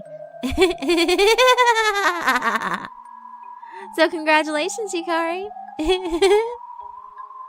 Too funny. You had and still have a school yokai in the darkness somewhere who is greatly troubled about how to save you. Yet without any effort at all, by the meager fortune of a transfer student, you were rescued all in the blink of an eye. I wonder what kind of face Marie would make if she knew. Just thinking about Marie's dejected expression, it sounds about as fun as gazing at the moon. What? Huh? Who is this person saying such awful things? Did anyone in the class even have a voice like that? I turned around thinking that, but there was nobody there. But that's just not... I know there was a girl with long hair, and even though I know I felt her presence in her hair... You reek. You ought to kneel down and apologize to us for it. On your knees. On your knees! I'm sorry. Being peer pressured by the boys, she once again got on the floor and showed how miserable she was. I wouldn't be bullied anymore after today. Even so, the pain in my heart only grew. So, I should jump out and cover her, telling them not to bully her, right? Why on earth would you do something so foolish? Your victim baton has finally been taken away from you, and you're going to go out of your way to get it back again? I feel like I'm hearing the voice of that long-haired girl. Her words are not mistaken. I can once again take that baton, but do I want to go back to being bullied? I parted with that cursed baton because of the miracle that is this exchange student. Should I take it back again? What will you do with it? Will you clutch it tightly again and be a victim? Or will you push it on somebody else and run away from the torment? But you can't decide that. Rather, that's up to the new holder of the baton, Reiko-chan, don't you think? The formless girl whispered. I understand Reiko-chan's personality all too well. There's no way she would pass that awful baton to anyone else. I would bet she would clutch onto it the same way I did. She even took everything upon herself by acting as nourishment for her classmates' hearts. Nourishment of the heart? What interesting things that child says. Well then, why not join them? From now on, she'll become the nutrition your entire class lacks in their hearts. You should partake in that too. Are you saying I should join in even though Reiko-chan is being bullied? I could never do something like that. You don't need to take an active role. It's enough just to dazedly remain a spectator to her torment. You don't have to get involved with those cruel boys. Leisurely enjoying peaceful days doesn't sound so bad, does it? I believe that's the peaceful school life you longed for. You should have your fill. How peaceful and quiet it would be. And occasionally you can just watch her being harassed. You should recognize and be overwhelmed with just how lucky you are to be able to lead this life now. This is the peace of mind you seek. That nourishment of the heart, no?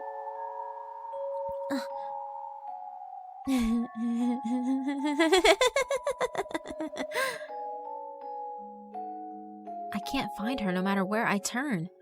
I must be daydreaming. Even so, she was right that this was an inescapable reality. From that day forth, our lives at school and our fates would change dramatically.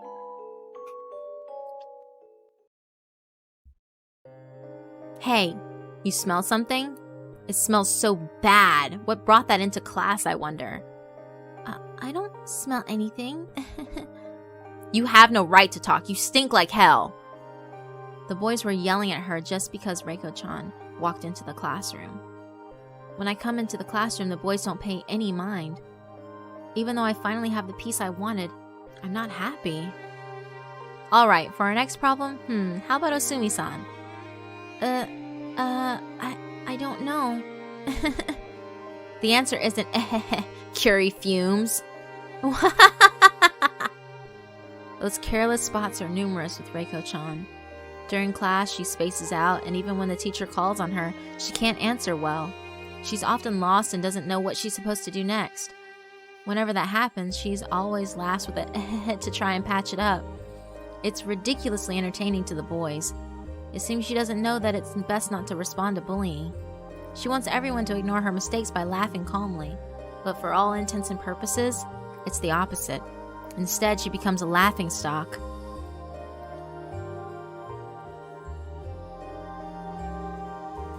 Just as vomit-worthy as ever. Can't you smell her? Can't you smell it?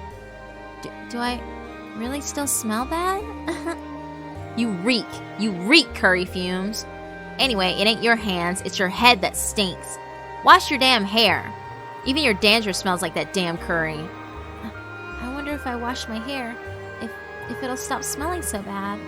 It will, so wash your damn hair. Wash it. Wash your hair. Wash your hair. Okay. I'll wash it. Reiko-chan had been surrounded by the boys at the stink in front of the entrance and was washing her hands. At first, she was told she should just wash her hands with a scrubbing brush, but as the boys got excited, they demanded she wash her head too.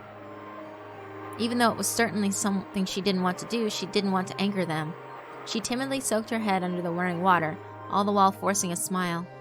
Come on, use the scrub brush, it won't hurt. Do you actually take a bath every day? I've never smelled anything worse. Maybe I forgot to take one yesterday. What the hell? Gross! Wash yourself! And take a bath every day. This girl's disgusting. You're disgusting. Come on, scrub your head real damn good. There's no way anyone could wash hair with a scrub brush. There's no doubt her hair would get tangled from the brush, and it had to hurt. Reiko-chan's head was soaked wet, and now her hair was completely tangled. When the boys saw that, they started mocking her and said she looked like a monster. Even she was saying she felt refreshed after washing her head and laughed her usual Why would she say that and laugh? The boys were yelling that since they washed her filthy head, she should be more thankful. I decided not to respond to the bullying, but she responds to everything. Suddenly, the bullying she faced clearly surpassed even the degree of torment I dealt with in the past. Now, she is the popular girl in our class. It isn't like when it was with me with the group of boys. The entire class, even the girls, even the teacher. They sneer at her, they laugh at her, and they humiliate her. When Reiko-chan comes in, she's made a fool of and becomes the standing joke of the day. Of course, I know that her label as the popular girl is demeaning, but it's dead silent when she's absent. Everyone is somehow bored and their moods become agitated. Everybody waits impatiently for the popular girl to hurry up and come back to school, irritably and angrily, possibly even greedily. As they express their discomfort, they eagerly wait for her to come back to school. Then when Reiko-chan does show up, suddenly she's surrounded, and all at once the jeers and sneers are dumped onto her, and she makes them laugh. Laugh. That's right. Even if you were able to close your eyes and ignore Reiko-chan's bullying, she's still without a doubt the class's big hit. Spreading laughter through the entire class, she was like the oil needed to loosen them up. Even if it wasn't obvious from the start, your classmates have a hierarchy and friction is generated between the ranks, so they envy each other and look down on one another. It's impossible for a classroom to be a utopia where everyone gets along. Everyone knows that. Once again, came the whispers from the long-haired girl sat in the still empty seat behind me. However, that utopia manifested because of that Reiko Usumi girl. She was the catalyst to unite everyone. Don't you think that's truly magnificent? Is this utopia really that magnificent? Have a look yourself. Look at your classmates and even your teacher. How can you say you're dissatisfied with the entire class being so warm in their togetherness? Teacher! It looks like Usumi-san didn't take a bath yesterday either. Usumi, you have to get in the bath every day, you know. That's why everyone says you smell like curry.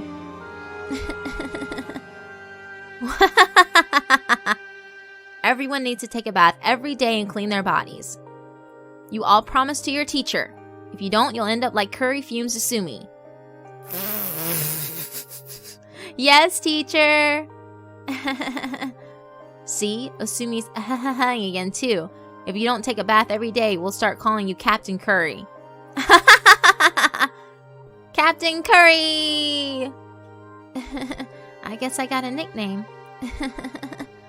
Teacher, Captain Curry looks super happy to have gotten her nickname. If you don't want to be called the same thing, don't only take a bath, but wash your hands and gargle every day too. You got it? Yes, teacher! The classroom was overflowing with cheery and obedient students like a preschool or a kindergarten class. The entirety of the class held the same one interest, shared the same values, and was unified in the same feelings. I watched this and was left completely dumbfounded. For a miraculous moment, the odd world known as school seemed like a utopia. But this utopia was built on top of a misfortune stepping stone. The bullied child, Reiko-chan. Seeing her smiling that pitiful forced smile led me to believe I could never think of this as a utopia. I bet you're the type who can't eat meat because you can hear the animals cry, aren't you? Dad told me to thank the animal for the food and to not have anything left on my plate. I doubt animals want to be killed or anything, but even though you thank them, you still eat that meat. I know what it is she's sneering at. The existence of those victims, the ones Reiko-chan called the nutrients of the heart. If it's true that they are essential nutrients, then we should also accept them with gratitude. As if we were eating meat lined up on the dinner table. No animal is born wishing to become our food. In the same way, no person is born wishing to be bullied. If I can pretend not to hear the death screams of the animals and aimlessly go about eating meat, then, while being grateful to her precious sacrifice, I should reorganize this sense of unity and joy brimming over the classroom. If I ignore the only one being bullied, Reiko-chan, then this certainly is a utopia. This is without a doubt Utopia. You could even join that group of people bullying her and spend every day having fun with everyone. I know what it feels like to be bullied, so I couldn't enjoy it. That's why you are alone in the class. That's why you can't blend in with this great atmosphere, and that's why you are left out. Certainly, I might be isolated now, but if I join that circle tormenting her, I might be able to have fun with everyone. By mocking and sneering at Reiko-chan, I get along with everyone. It looks like you can't accept it. You're an interesting one, just like Marie. Pushing misfortune on someone, standing proudly above them, that everyone can be happy as long as someone suffers. I just can't accept that. Well, I think you're still using her hard work. Even if you can't accept it, leisurely remaining a spectator still magnificently lets you stand above her, don't you think? And unlike you, maybe because she let it get out of hand, she actually wants to be abused? But why? When you were getting harassed, at least you tried hard not to give them any external stimuli to work with. If you respond to any bullying, you'll just get bullied even more. So no matter how difficult it may be, you mustn't respond. When I was the target of their harassment, that was my only defense from beginning to end. Even during that time, the abuse didn't stop at all, and I thought it had no effect. However, looking at it now and comparing it to Reiko-chan's suffering, I clearly saw the difference. When someone responds to bullies with a forced smile or tries to laugh it up like they are going along with it, it makes them feel like they're playing with them. It just promotes the abuse they face. Right? Don't you think this is her fault? Nobody ever came to help you in the past. Of course they didn't. After all, the only ones who can help victims of bullying are the victims themselves. In the past, I dreamt about it countless times. I waited for someone to come and save me. But no one saved me. That's right. That's because you wordlessly put up with it to keep from being bullied even more. But Reiko Osumi isn't doing that. What's so funny? I very much enjoy seeing you torn between expressing the righteous fury that has blossomed in your heart and your desire to submerge yourself beneath the peaceful waves you've finally earned. I hung my head in disgust as well. It seems that somehow she was able to read my thoughts.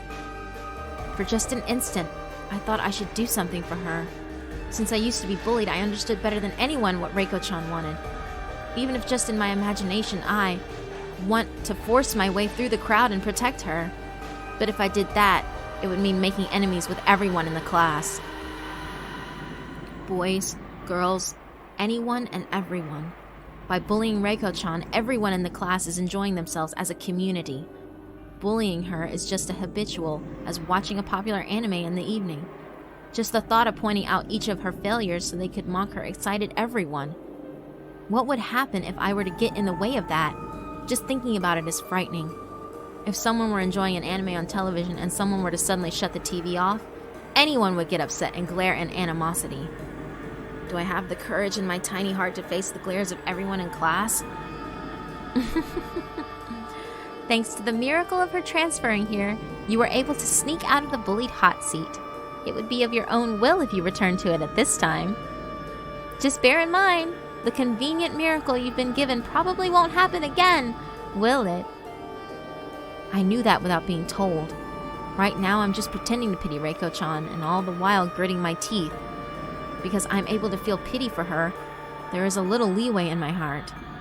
Even so, I'm chewing over the idea of the joys of no longer being the victim. That's right. Now you're chewing it over. Yes, chew and hesitate in the valley between righteous fury and peace of mind. Yes, very good. Please chew it some more. Your soul is growing more and more delicious. It's steadily ripening and its nectar is dripping out just like a trickling fruit. You're wonderful, Yukari. Truly wonderful, Yukari Sakaki. Dribble more for me. You can have all the good things in life and stay there forever and ever. So bite down tight on that joy of not being the victim anymore for me.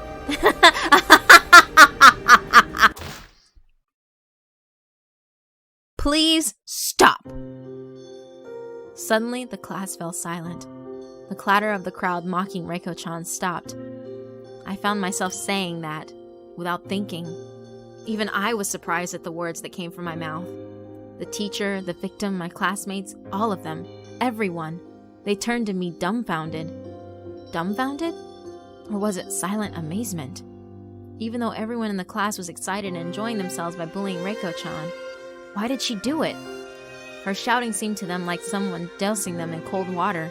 It was like they truly couldn't understand it from the depths of their hearts. Their piercing cold eyes saw what they couldn't understand. Those eyes, those cold eyes. If the teacher hadn't laughed to smooth things over, I wouldn't have been able to take it and I might have fainted. Yeah, it's just as Sakaki says. Any more of this, well, it might turn into bullying.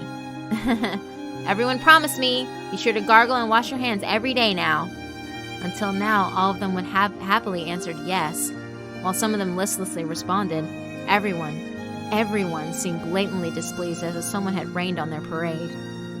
As the teacher continued feigning an unnaturally good mood, he decided it was time to leave, and he ended class for the day. Then finally, Yukari-chan was released from the glare of the crowd. As if she were dumbfounded, her face showed she didn't understand what had happened. Then our eyes locked. What did I do? What happened just now? It seems she didn't even know that. I don't understand. I could hear the quiet chatter in class, uncomfortable muttering or possibly whispers, and then they would savagely twist their gazes towards me. All of their eyes were watching me. Even though everyone, including the teacher, had fabricated such a fun utopia, as if asking why I went and ruined it all, countless accosting eyes were looking my way. For a time, all the two of us could do among them was stand dumbfounded, our eyes fixed on each other.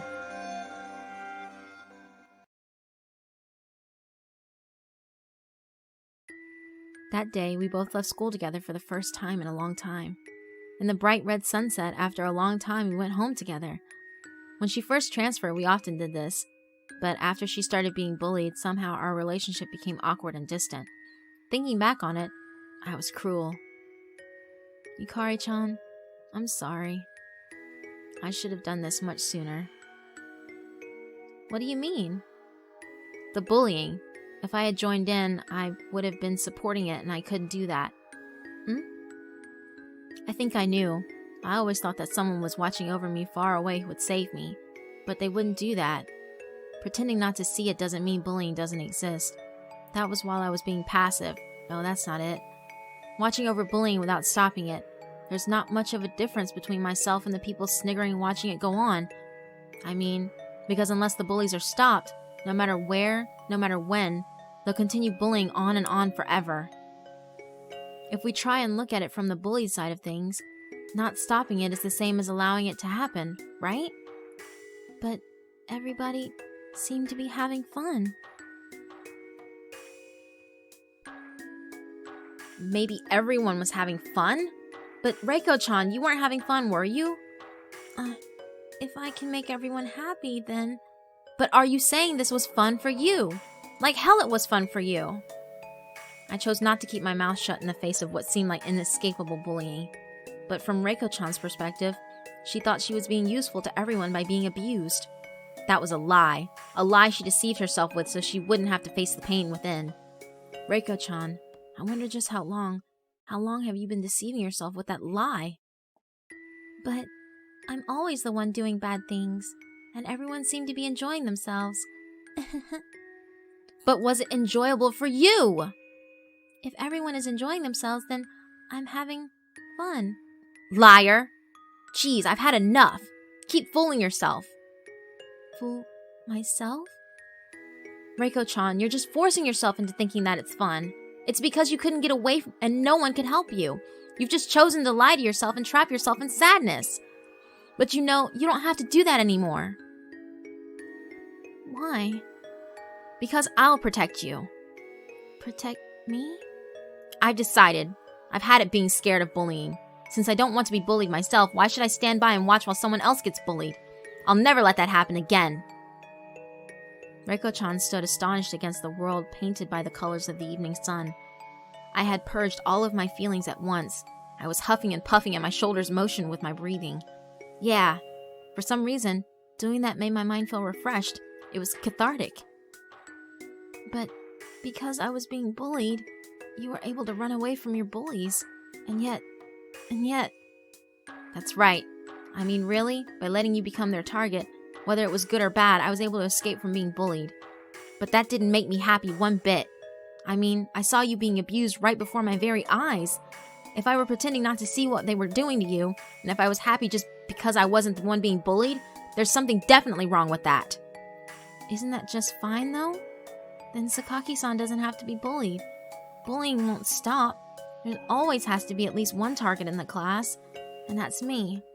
That's wrong. I don't think you get it. Saying that someone has to be bullied, that's just wrong. I won't go along with it, and I won't let it happen again. Sakaki-san. Suggesting that one person in the classroom always has to be bullied is a stupid rule. Reiko-chan was glad to be bullied so I wouldn't have to be bullied in her place. That's the same as adhering to it and supporting that bizarre rule. I mean to truly escape from bullying.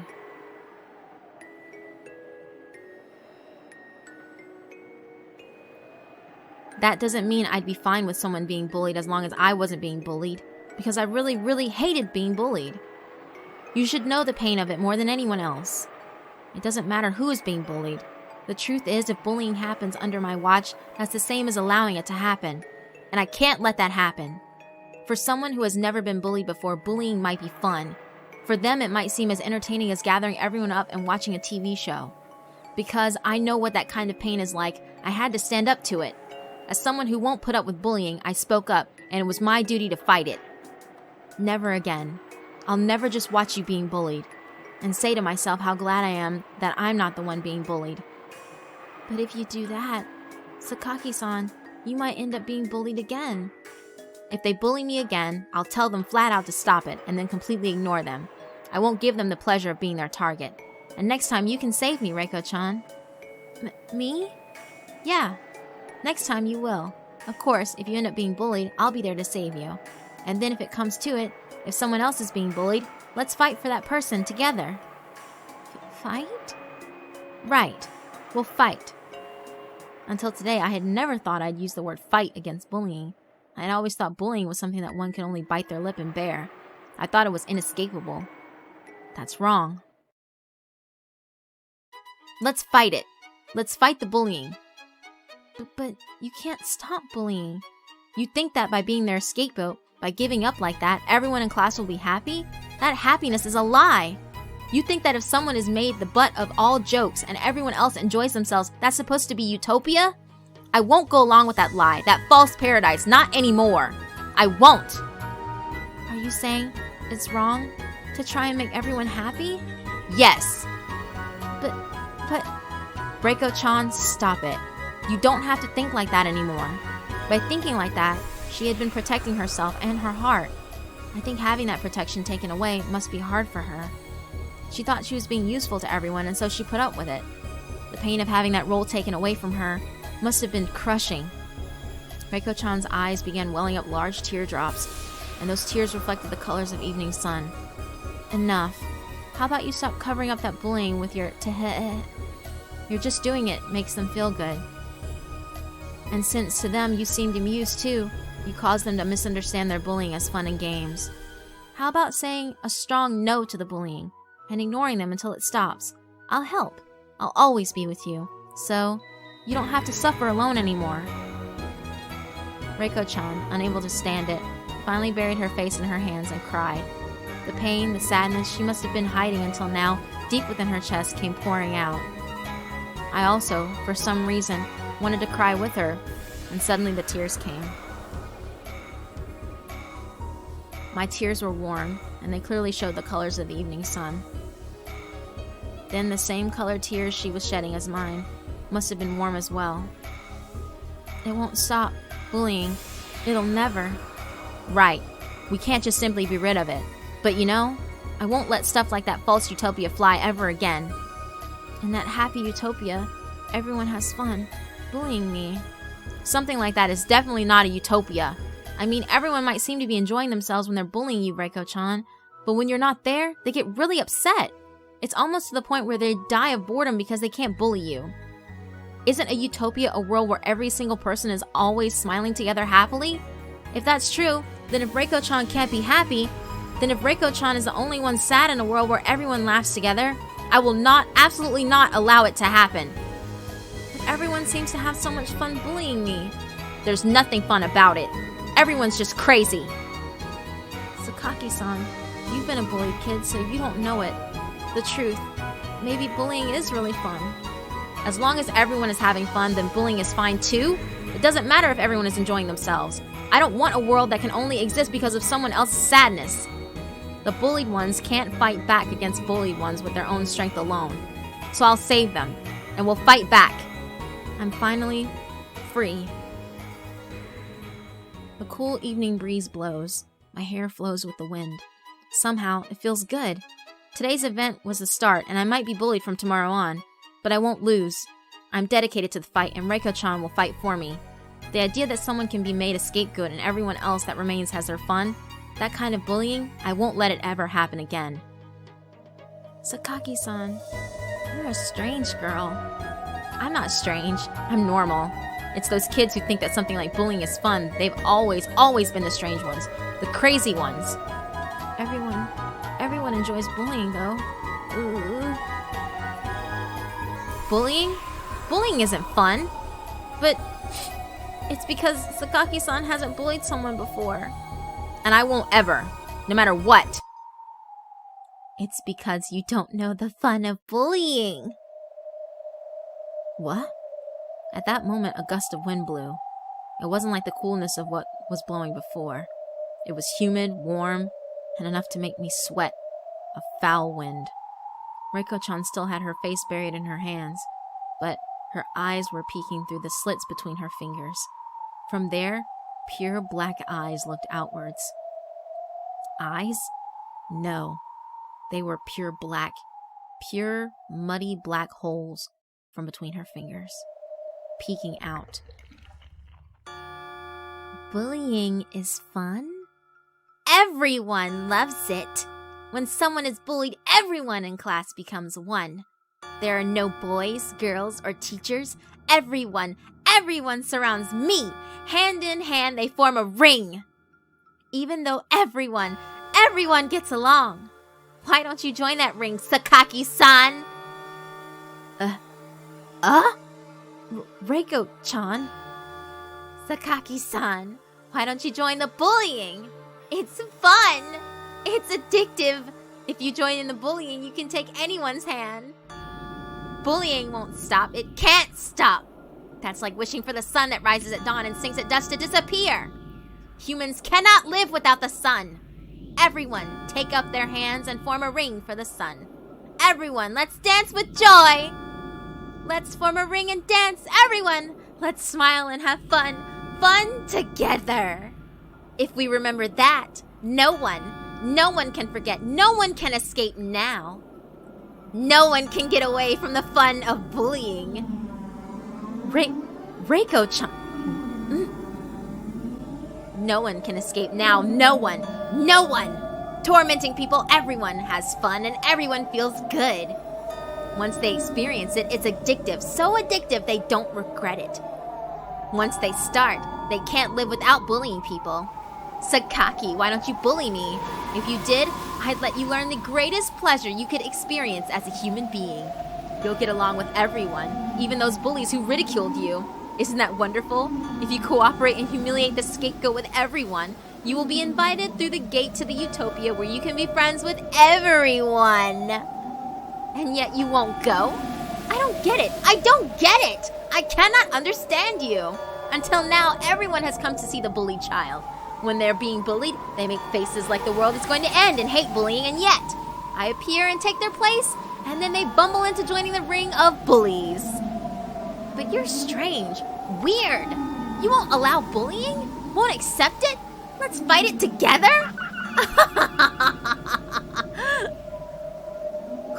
Who are you? What? Then, Yukari saw something strange. It wasn't Reiko's strange smile before her eyes, but something far behind her. Beyond her stood a curved mirror. A dump truck or something had probably hit it. It was bent a bit, and instead of facing a side alley, it was facing this way. My reflection was in the mirror. Just my reflection was in the mirror. What? That can't be. Since it's standing and facing this way, there's no way it couldn't be reflecting. And yet, my reflection is there, and yet, Reiko Osumi's isn't there. Yukari stared at the mirror and Reiko, looking back and forth over and over again. With the ominously smiling girl directly in front of her, nevertheless, the curved mirror showed no one else but Yukari. I've been careless. To think there'd be a mirror like that over there. My reflection completely slipped my mind. As if to simply allow her reflection to appear in the curved mirror, she clapped her hands. Then, despite how late it was now, the reflection of her back projected into the mirror. However, the figure that reflected there was a different thing than the girl who stood before her. And now she finally realized there was no room for doubt. Reiko Osumi wasn't human. Who are you? You're not human?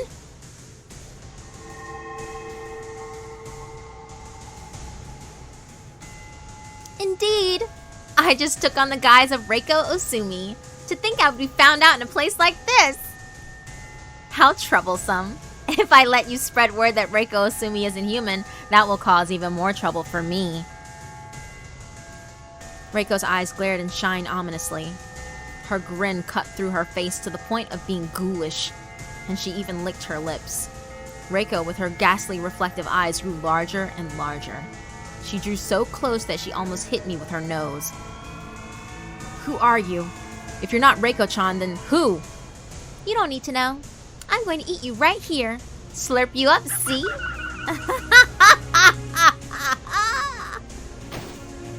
The moment Reiko held out both arms ready to devour Yukari, something violently sent Yukari flying.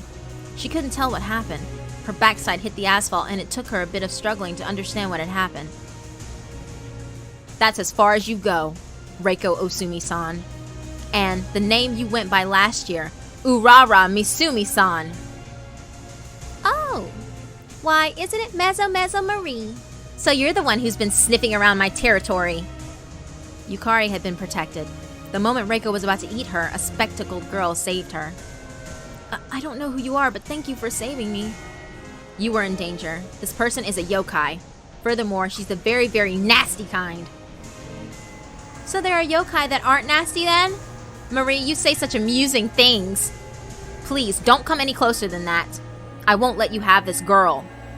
Marie held out her arms, protecting Yukari behind her. Reiko, rather the yokai with Reiko's name, saw this, shrugged her shoulders, and laughed. You're a school yokai? Oh, of course. An introduction then. 7th ranked school yokai, I am Sumire of the Twilight. The 7th ranked yokai, Sumire of the Twilight.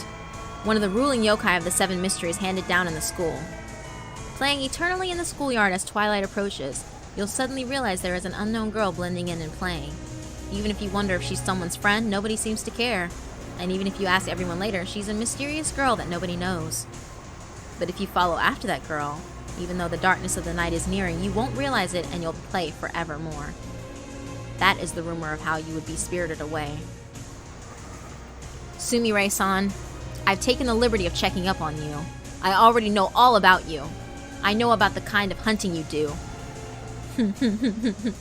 Oh, I am but a powerless yokai. Naturally, I can hardly go to the trouble to hunt. Therefore, I do not search for prey. I birth hunters. Sumire's hunt. It was bullying itself. However, she does not bully anyone on her own. She creates a victim, and from the infinite amount of harassment born from the bullies, she takes their souls bit by bit. Last year, you presented a transfer student in class 6 named Misumi, and she became the victim, the instrument you needed to turn the entire class into bullies. The tears I shed are the devil's tears. They cause those who bully me to feel the devilish pleasure of bullying. Sumire's tears have the power to bewitch humans and stain their soul with darkness. Those who harass her become obsessed with how enjoyable it is. Their souls become corrupted, and they stoop to the level of becoming a school bully. Before, you deceived the entirety of the class 6 with that power and turned them all into these terrors. Then she suddenly disappeared from class 6 after faking her own death in an accident. Then, upon losing their target of torment, as though they had been reduced to addicts, even after changing classes, they kept bullying throughout the class. That bullying scrapes away at the pitiful victim's soul, and that is presented to Sumire as the spoils of her hunt. Those delightful children from the former Class 6 are still doing splendidly for me even now. Oh, but a class of 40 people is still not enough. So, this time you took the same Osumi Reiko. And you tried to turn another class into bullies? Oh, but the quantity far too meager.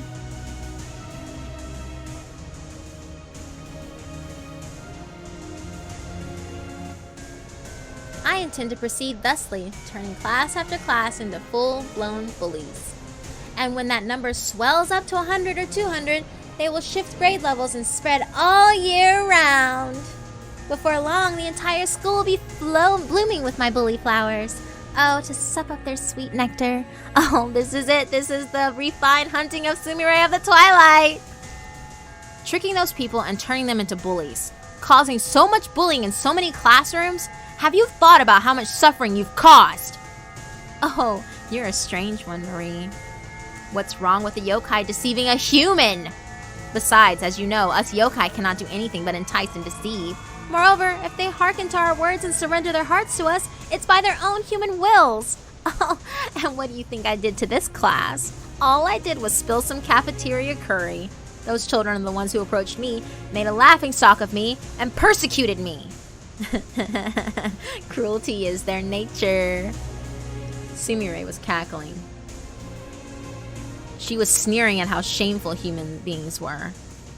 It was apparent that her tears had devilish power, but her power was not absolute, like how Yukari had opposed it. It is not impossible to fight against the temptation to haze.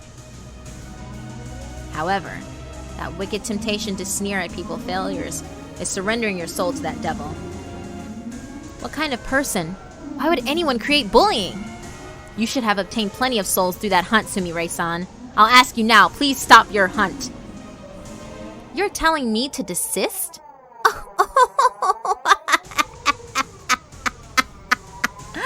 I heard from Higanbana. I heard that Mezo Marie was a troublesome creature that gets in the way of hunting.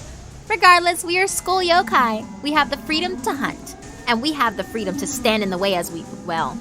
And so, as a matter of course, I have the freedom to decline your suggestion for me to stop. I'm asking you, please leave Yukari-chan's class alone. Please. And what do you intend to do if I say no? As the 8th ranked school yokai, as Mezo Marie, I will stop you. Oh, that is quite troubling. It's rumored that you have the power to crush every bone in the body to pieces. I don't know if a feeble being like myself could cross swords with you. She said as much, but Sumire snickered with sarcasm. Among the school yokai, she was certainly of the feeble sort, but the same could be said for Marie. Marie swallows with a gulp, and she prepares herself. Yokai cannot be persuaded with mere words. They have to be taken down by force. That's the only way to persuade a school yokai. It's their unwritten rule of diplomacy. Marie may be a half-wit dunce, but once she makes up her mind, she can be pretty stubborn, you know. Higanbana-san. Well, the dancing Higanbana, how do you do? Oh, how unusual to see you show yourself in a place like this. Suddenly, Higanbana was on top of the wall. Looking down on the two facing off, she was laughing. Marie, you found out Sumire's true, yeah? The way the former girl from class 6 was acting was too strange, so I thought maybe it was like this. Higanbana seemed to make fun of her with a smile. Marie let loose a brief sigh. In all likelihood, Higanbana knew from the very beginning that everything was Sumire's hunting game. She must have thought it was amusing watching the clueless Marie running around every which way. You could have told me. Higanbana-san, sometimes you can be so mean. But Marie, you're so fun to watch. Anyway, Marie, so you're fighting to protect Yukari? Then shouldn't you fight Sumire-chan seriously? Oh, come on. You really are a dunce. Well, Yukari, you understand, don't you? If you defeat Twilight Sumire, Osumi Reiko, then what will happen starting tomorrow? What? Yukari, who had been left out of the conversation, was suddenly sucked back in. Don't you get it? If Reiko Usumi suddenly disappeared, starting tomorrow, what would happen to the bullies in your class? You don't mean... How despicable! Marie finally realized it. She can't easily defeat Sumire. And if Reiko Usumi disappears from class, then wouldn't her bullying-addicted classmates search for their next target? As long as Reiko Usumi is there, just who is it that escapes the brand of the bullied child? You don't mean... You! Bullied child Yukari Sakaki. Without me, you just go back to being the target once more. You were just teased by a number of former Class 6 members, but this time it won't be so gentle. Oh, even now the class is nothing but wolves starving to abuse someone. Starting tomorrow, you shall know what it feels like to be a chicken thrown into a cage of starving wolves.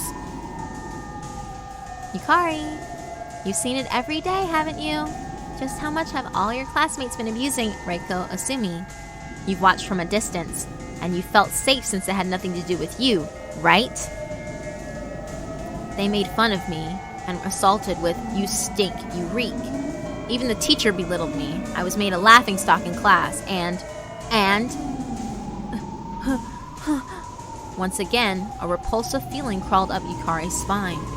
She wouldn't accept that. The suggestion that ever so slightly, somewhere deep in her mind, she saw Reiko being bullied, and was glad it wasn't her. That was something she couldn't accept. And starting tomorrow, she would suffer again. It was guaranteed, and she was afraid. You don't like it? Being bullied by the entire class, that is? Oh, let's fight the bullying together? You have no friends to fight with. You'll be alone, humiliated, and even the teacher will sneer at you. You think you can fight even then? Even when there are just a few former Class 6 people doing it, all you could do is ignore it. This time, when you're bullied by the entire class, just how will you fight it then, huh?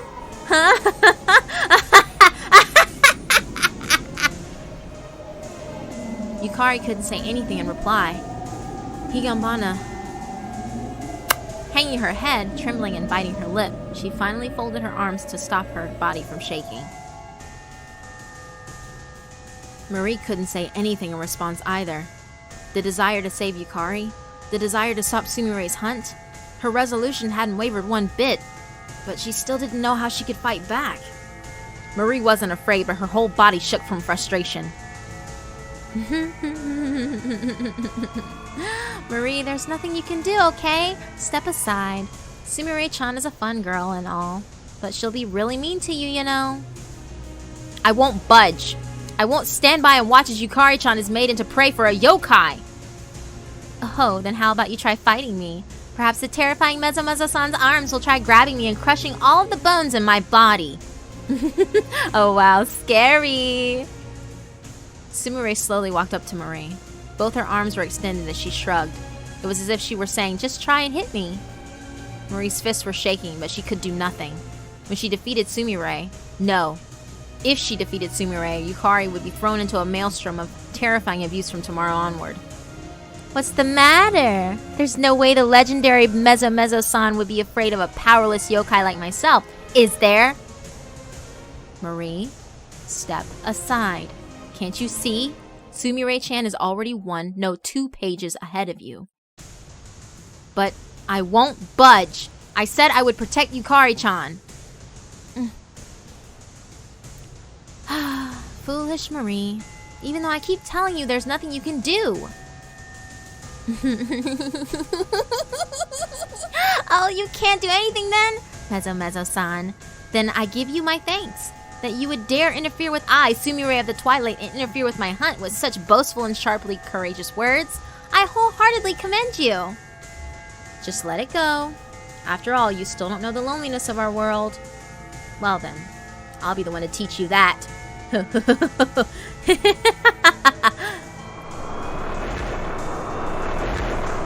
From Sumire's shadow, suddenly countless massive black arms sprout forth, and they creep towards Marie, and they entwine around her as if caressing her. You're not running? If you abandon Yukari Sakaki and leave, I would be fine with letting you go. I won't. I won't abandon Yukari-chan. You can't stop me, just like you can't stop the bullying at school. I'll teach you just how rewarding your foolish resistance is. All at once, countless arms jumped, and while seizing Marie, the arms pulled her into Sumire's shadow. Sumire's shadow was a jet-black nightmare lagoon. The thick mud was filled with Marie's memories of being bullied when she was alive, and they tormented her. Almost like a washing machine, the countless arms violently tossed Marie in the swamp. The slop, slop, thump, thump, she was hit countless times, submerged down, stirred up, and thrown around. Foolish Marie. Sumire-chan, go easy with the scolding, okay? That girl has, in a way, become my friend after all. I don't wanna. After all, this is Sumire of the Twilight's first encounter with Mezo Marie. Oh, I'll have my first impression permeate into her flesh and bones. What's wrong, Marie? If you're getting tired at this rate, then you won't be able to handle being a school yokai, will you? We're gonna dig deeper, deeper. And I'm going to bury you deep within your swamp of memories of abuse. Sumire was relentless. When Marie was bullied in her other life, she lost her life. And by having those memories revive, they brought back the terrible pain of being killed all over again. And with that in mind, she was dunked into that bog of agony over and over again. Submerged deeper and deeper, slapped again and again. Tormented by repulsive memories, Marie's eyes shot open, her face became a blur of tears, snot, and drool. Even so, Sumire showed Marie no mercy. For the yokai with power using it against the powerless yokai, this was bullying itself. Being shown that grand spectacle, Yukari couldn't move. She could only shiver in terror.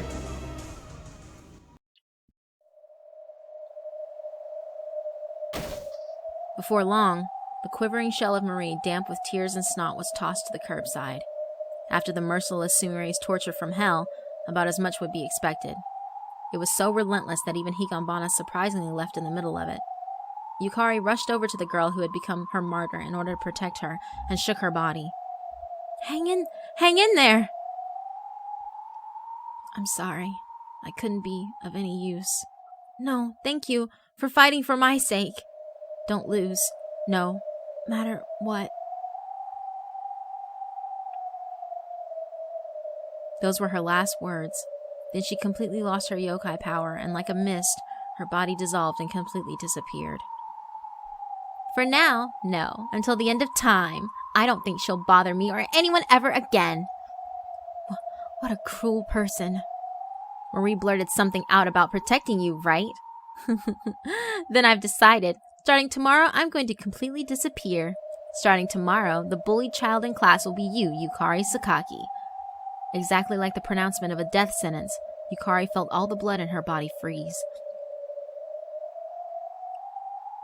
Oh, the 40 bullies in the class I've corrupted with my devilishness will drool in anticipation of you coming to school tomorrow. Let's have fun? Fight bullying? I wonder, can you still utter such nonsense? Yukari Sakaki, yield to me and swear to bully Reika Osumi tomorrow. Are you saying I should join the bullies? Exactly. If you do, I won't disappear. I'll gladly continue taking the abuse from the bullies in class starting tomorrow. Understand? The chaos even tormented Yukari by giving her a headache. If you're not bullied, you're bullying. That's the providence, the divine law of school. Even though I'm not being bullied, I'm not bullying others. Since I go against that providence, I'm probably a heretic. No, I don't want to be bullied again. I don't want to be sneered at by everyone as they go, you stink, you reek. At any rate, Reiko Osumi is a yokai. It's not like being bullied hurts her at all. Then maybe... Let's hear you reply, Yukari Sakaki. Then again, maybe I don't even have to ask.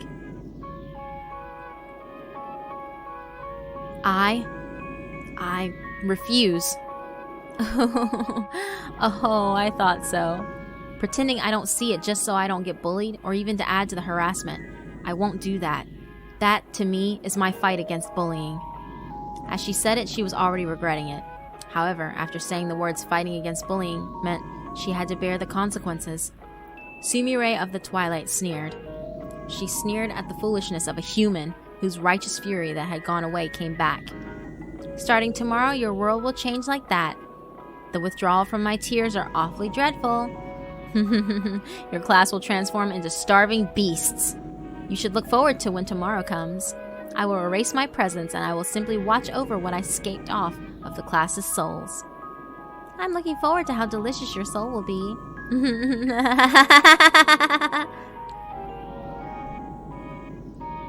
Leaving behind a cruel laugh, Sumire disappeared.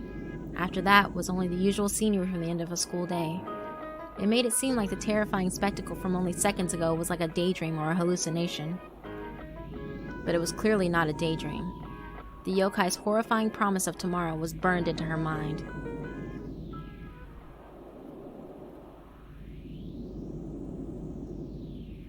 Then, the next day.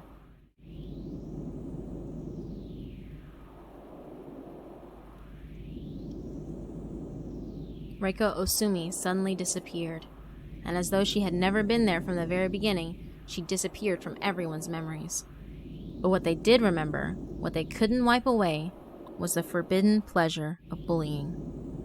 And naturally, they aimed their attacks right at Yukari.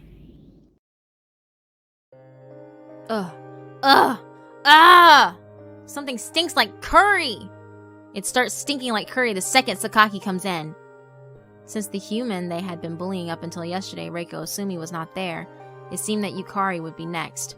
Just how yesterday it seemed natural to target Reiko, just as naturally now, the attacks turned towards Yukari. Quiet, everyone, quiet! Just because Sakaki stinks of curry doesn't mean you can keep talking forever. God, it reeks. Somebody open a window. Come on, get to your seats. We're deciding on seats for our social studies field trip. I sure as hell don't want to sit next to Captain Curry. Sakaki, make sure you take a bath the day before, okay? Promise your teacher, won't you? I do. Every day. Then why the hell do you stink so bad?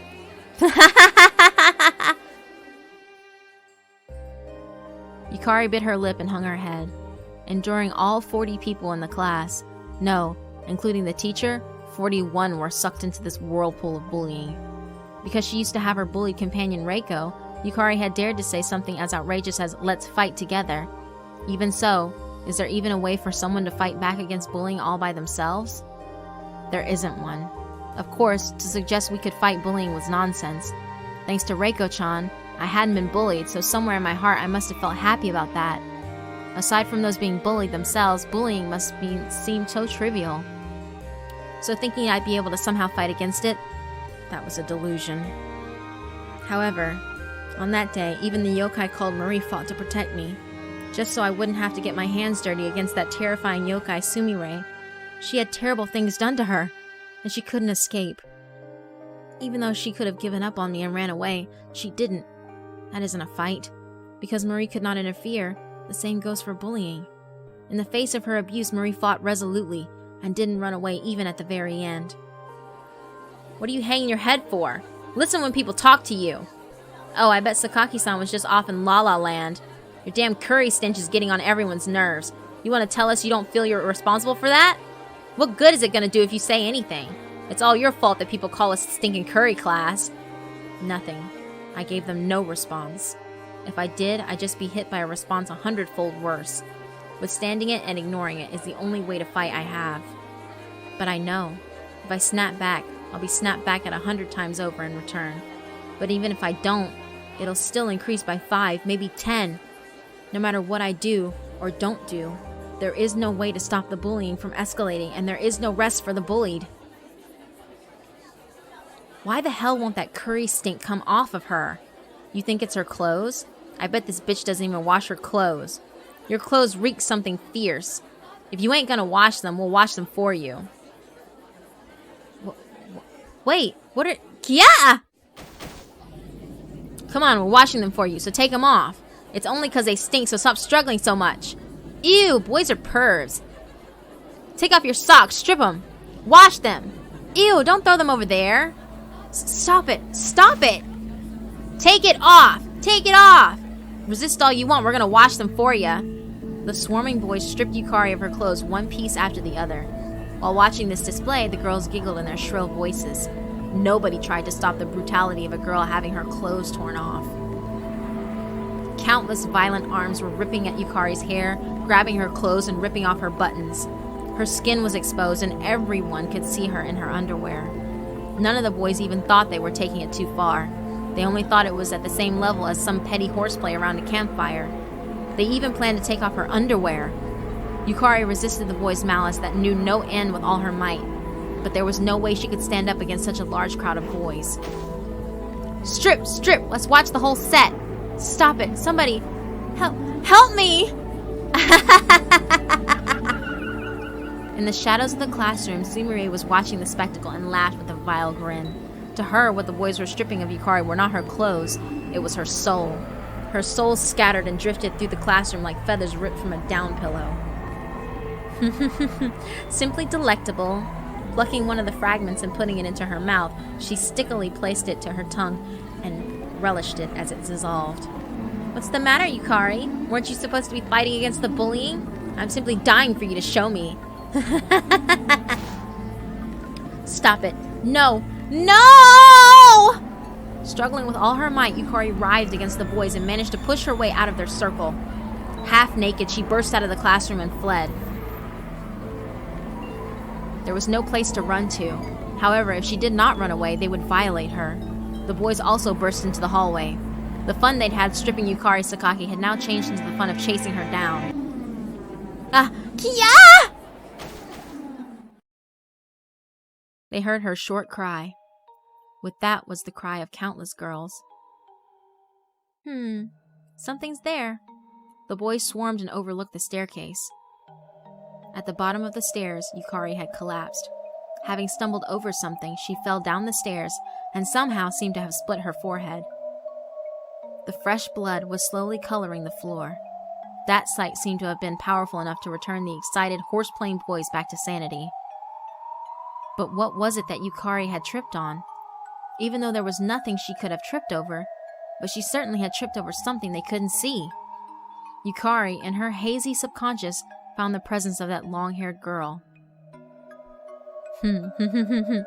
What an unbecoming pose, falling down the stairs, splitting open your forehead. You're such a klutz. I think I remember her. She was with Sumire, the yokai named Higanbana. Are you the one who made me fall? That's right. Because you became such a delicious soul for me, I thought maybe I should snatch up my food now.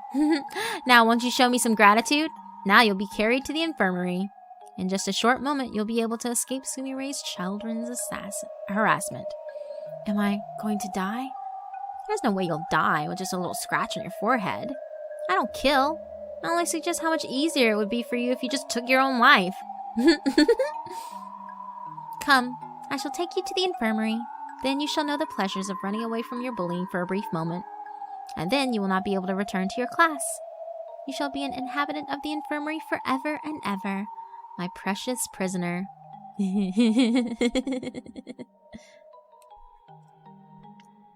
Yukari's consciousness began to recede. The teachers held her and started transporting her to the infirmary. I have to fight. I won't be a resident of the infirmary or anything like that. I have to do this for the yokai Marie. I told her she could run away and leave me, but she stayed. She protected me. But at this rate, I feel like I may just listen to that dark temptation. That if I die in my sleep, nobody would be able to torment me anymore. Somebody, help me.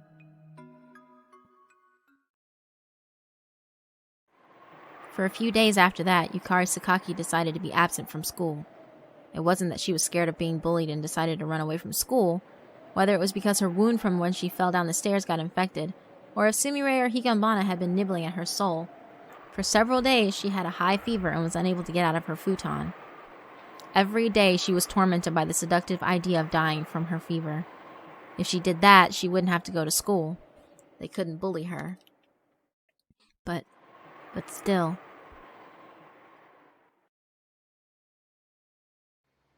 The next day, the students took the bus to their social studies field trip. The destination, well, the students didn't care. As long as they could escape from the cramped classroom, whatever the outing was didn't change anything.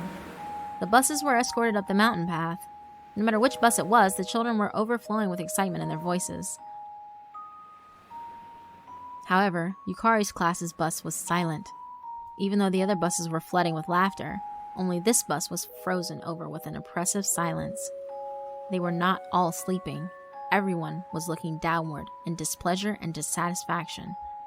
Some would utilize their vocal cords, but their grumbles just wordlessly expressed their agitation. All of them were in withdrawal.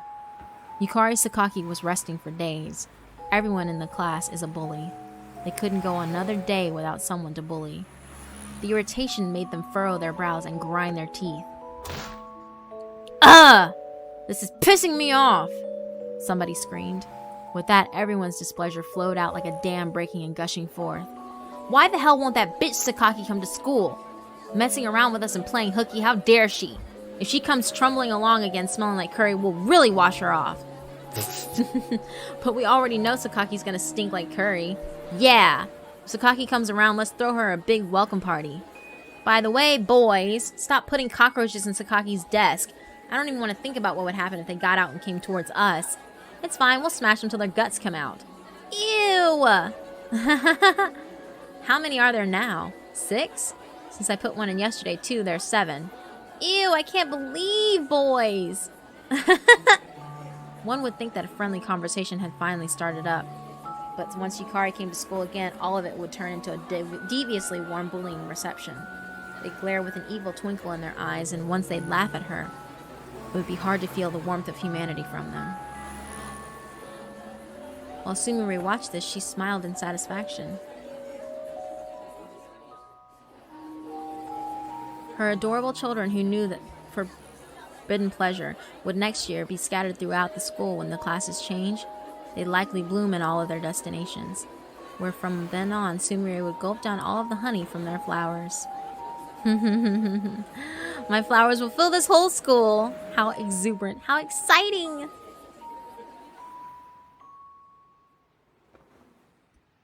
Ozaki-kun, can't you come play with us too? You know, the way we used to? Hell yeah! I know you were totally crushed that one time, but let's do something fun again, just like old times. The formerly obstinate bully Ozaki had been threatened by Mezo-Mezo-san and had sworn he'd never pick on Yukari Sakaki again. However, his eyes warped into a wicked glare. He broadly sneered. You're right. The hell is Mezo-Mezo-san anyway? That had to be some sort of big misunderstanding. All right. If Sakaki comes back, we'll give her a feast she'll never forget, just like old times. Off of Ozaki-kun's special menu? What are we going to do this time? We'll put cockroaches in her desk, smash them all up, put them in curry, and make her eat it. It's perfect for Captain Curry Sakaki. From now on, she'll be Captain Cockroach. Hell yeah. Ew, that's gross. Sumire blended in with the bus as it was wrapped in rowdy laughter. But just then, the bus suddenly jerked and shook. The driver screamed and violently turned the wheel. The bus swung vigorously, and the inside of it was filled with screams. The bus driver swore he saw it. Out of the blue, a girl wearing red clothes appeared in the middle of the road.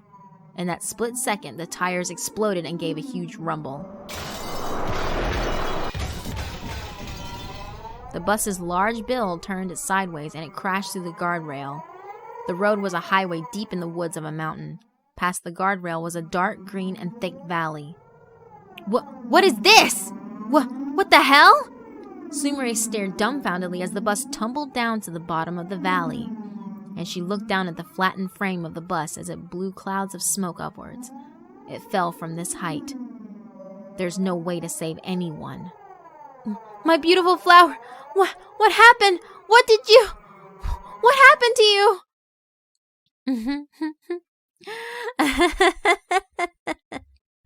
At the sound of that memorable laugh, Sumire whirled around. There, sitting on the guardrail, was Higanbana, with her hair fluttering in the wind. What do you think you're doing? What did you do to my lovingly seasoned, wonderful, adorable flowers? Thanks for the meal. I guess snatching one up from the sidelines can be tasty as well. Why would you do something like this, you bitch? Well, we're school yokai, aren't we? You said it yourself. We have the freedom to hunt when we want, but we also have the freedom to get in the way if we want to, right? So then, of course, we have the freedom to steal from the sidelines, too. Higanbana, you bitch! And of course, if you have any complaints, you're free to talk about them too. Shall we dance? You can dance with the third-ranked school yokai, the dancing Higanbana. If I recall correctly, you like to play for a long time. So how about it? It's been a while, so won't you come and dance with me? Just a bit?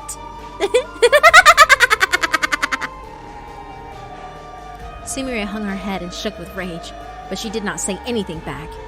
The dancing Higanbana, a yokai known for her fickle temperament, simply found her prey and ran off with it at the tastiest moment. Nothing more and nothing less. If the plan for your hunt gets too big, it makes it easy for other yokai to catch a glimpse of it. Her prey simply didn't match her rank. Next chance I'll get, I'll be the one stealing your prey. I shall remember this. See you later. Let's meet in the moonlight of the school sometime. Sumire stamped her feet in frustration and disappeared. Down below, the bus driver crawled out from under the wreckage. If someone were just checking the state of things, it would have looked like there were no survivors. Higanbana ate an entire class.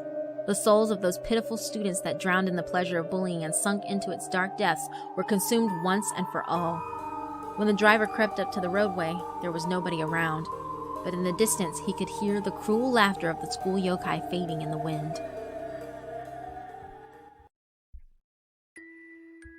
I heard about the accident through a phone call from school.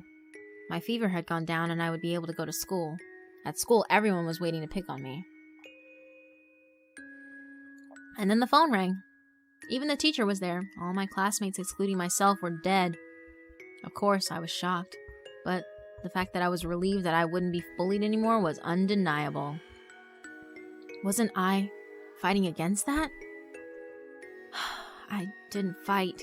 I just continued letting myself be bullied as I was told. I was unexpectedly saved by an exchange student, and then harassed by a yokai. Then I was saved again by this accident. I didn't fight at all. I've just been led around by chance and the whims of others. Fight bullying? What a ridiculous thing to say. But I'm not wrong. Hi, I'm Yukari Sakaki. Nice to meet you. That was a disaster, wasn't it? Let's pull through together as a new class. Everyone treat her well, okay? I had been transferred to another class. A new class. I didn't know a single face. For some reason now, that thought was comforting to me. As I sat in my new seat, I was surrounded by girls welcoming me, and because of the shocking incident resulting in the deaths of all my classmates, thinking I surely must have been mentally scarred, they kindly comforted me. No one said I stank. Rather, they warmly greeted me as new friends. In this class, I can start over. Mixed in with those girls was that yokai, Marie. Think you'll get along well in your new class? Yes. This time I'll work hard to make a lot of friends starting with 0. Yeah, and I'm sorry. I was useless, really. No, it was you. That day I thought about killing myself. It was you who told me not to do it. Thank you. And thank you for fighting to protect me. Marie hadn't expected being thanked at all and shyly looked away. A lot has happened, but I feel I learned a lot of important things. And what's that? That you have to fight bullying. If you don't fight it, it's the same as allowing it to happen. People who torment others and people who pretend not to see it happening, they are all equally bullies. And I will never be a bully. That's going to be really hard to do, though. You're right. If the whole class becomes bullies, I don't think I'll be able to stand up to them myself. But if it's against the seed that starts bullying, even someone as powerful as myself can fight against it. Yukari-chan, you're strong. Bullying is a sad thing, and why I can't be allowed to continue. That's something only someone who has been bullied can understand. So I have to be the one to fight it. Yeah, I'll be rooting for you, Yukari-chan. Marie thought. If only she had that kind of strength when she was alive. With the gentle flowing of the curtains, a cool breeze enters the classroom. That breeze, little by little, causes Marie's body to fade. Marie-san? It seems it's about time for us to say farewell. I don't have any yokai power left. I have to take it easy and rest for a while. For Marie, who had absolutely no yokai strength, it was difficult to remain in the bright, shadowless classroom. Goodbye, Yukari-chan. I'm glad I met you. Because it's you who gave me an answer to the regrets I had in my life. It was nothing. Besides, if I didn't learn from you, I would have wasted my precious life. Live well, because there are no flowers that bloom in death. If there are, they are the ones that bloom to laugh at the pitiful dead, the unforgiving flowers that blossom in the dead of night. I don't think we'll meet again, but I won't forget you. I won't either. I won't forget you, and I won't forget everything we've done in this short time, and I won't forget what I've learned from it. Humans are truly wonderful, aren't they? As long as they live, they can learn anything. Even if they fall to their knees, they certainly have the strength and the will to stand up again. Goodbye, Yukari-chan. Take care. With a warm smile, Marie's figure disappears. Yukari's expression was also a warm one. Blowing the curtains, a pleasant breeze enters the classroom. The air was fresh. The stagnant air of the old classroom was no more. In this new classroom, I'll give it my all. Shut up! You freaking stink! Suddenly she could hear someone's insults, but they weren't directed at Yukari. Taking a look, there was a group of boys crowding around and mocking a weak-looking boy. The boy being bullied was asking for them to stop with his forced smile, but they weren't about to listen to him. They're doing it again. I don't like this. The girls scowled and whispered to one another. Thump. Yukari stands up from her seat. She knew what she had to do. Without hesitation, she acted without fear. Hey! You boys over there!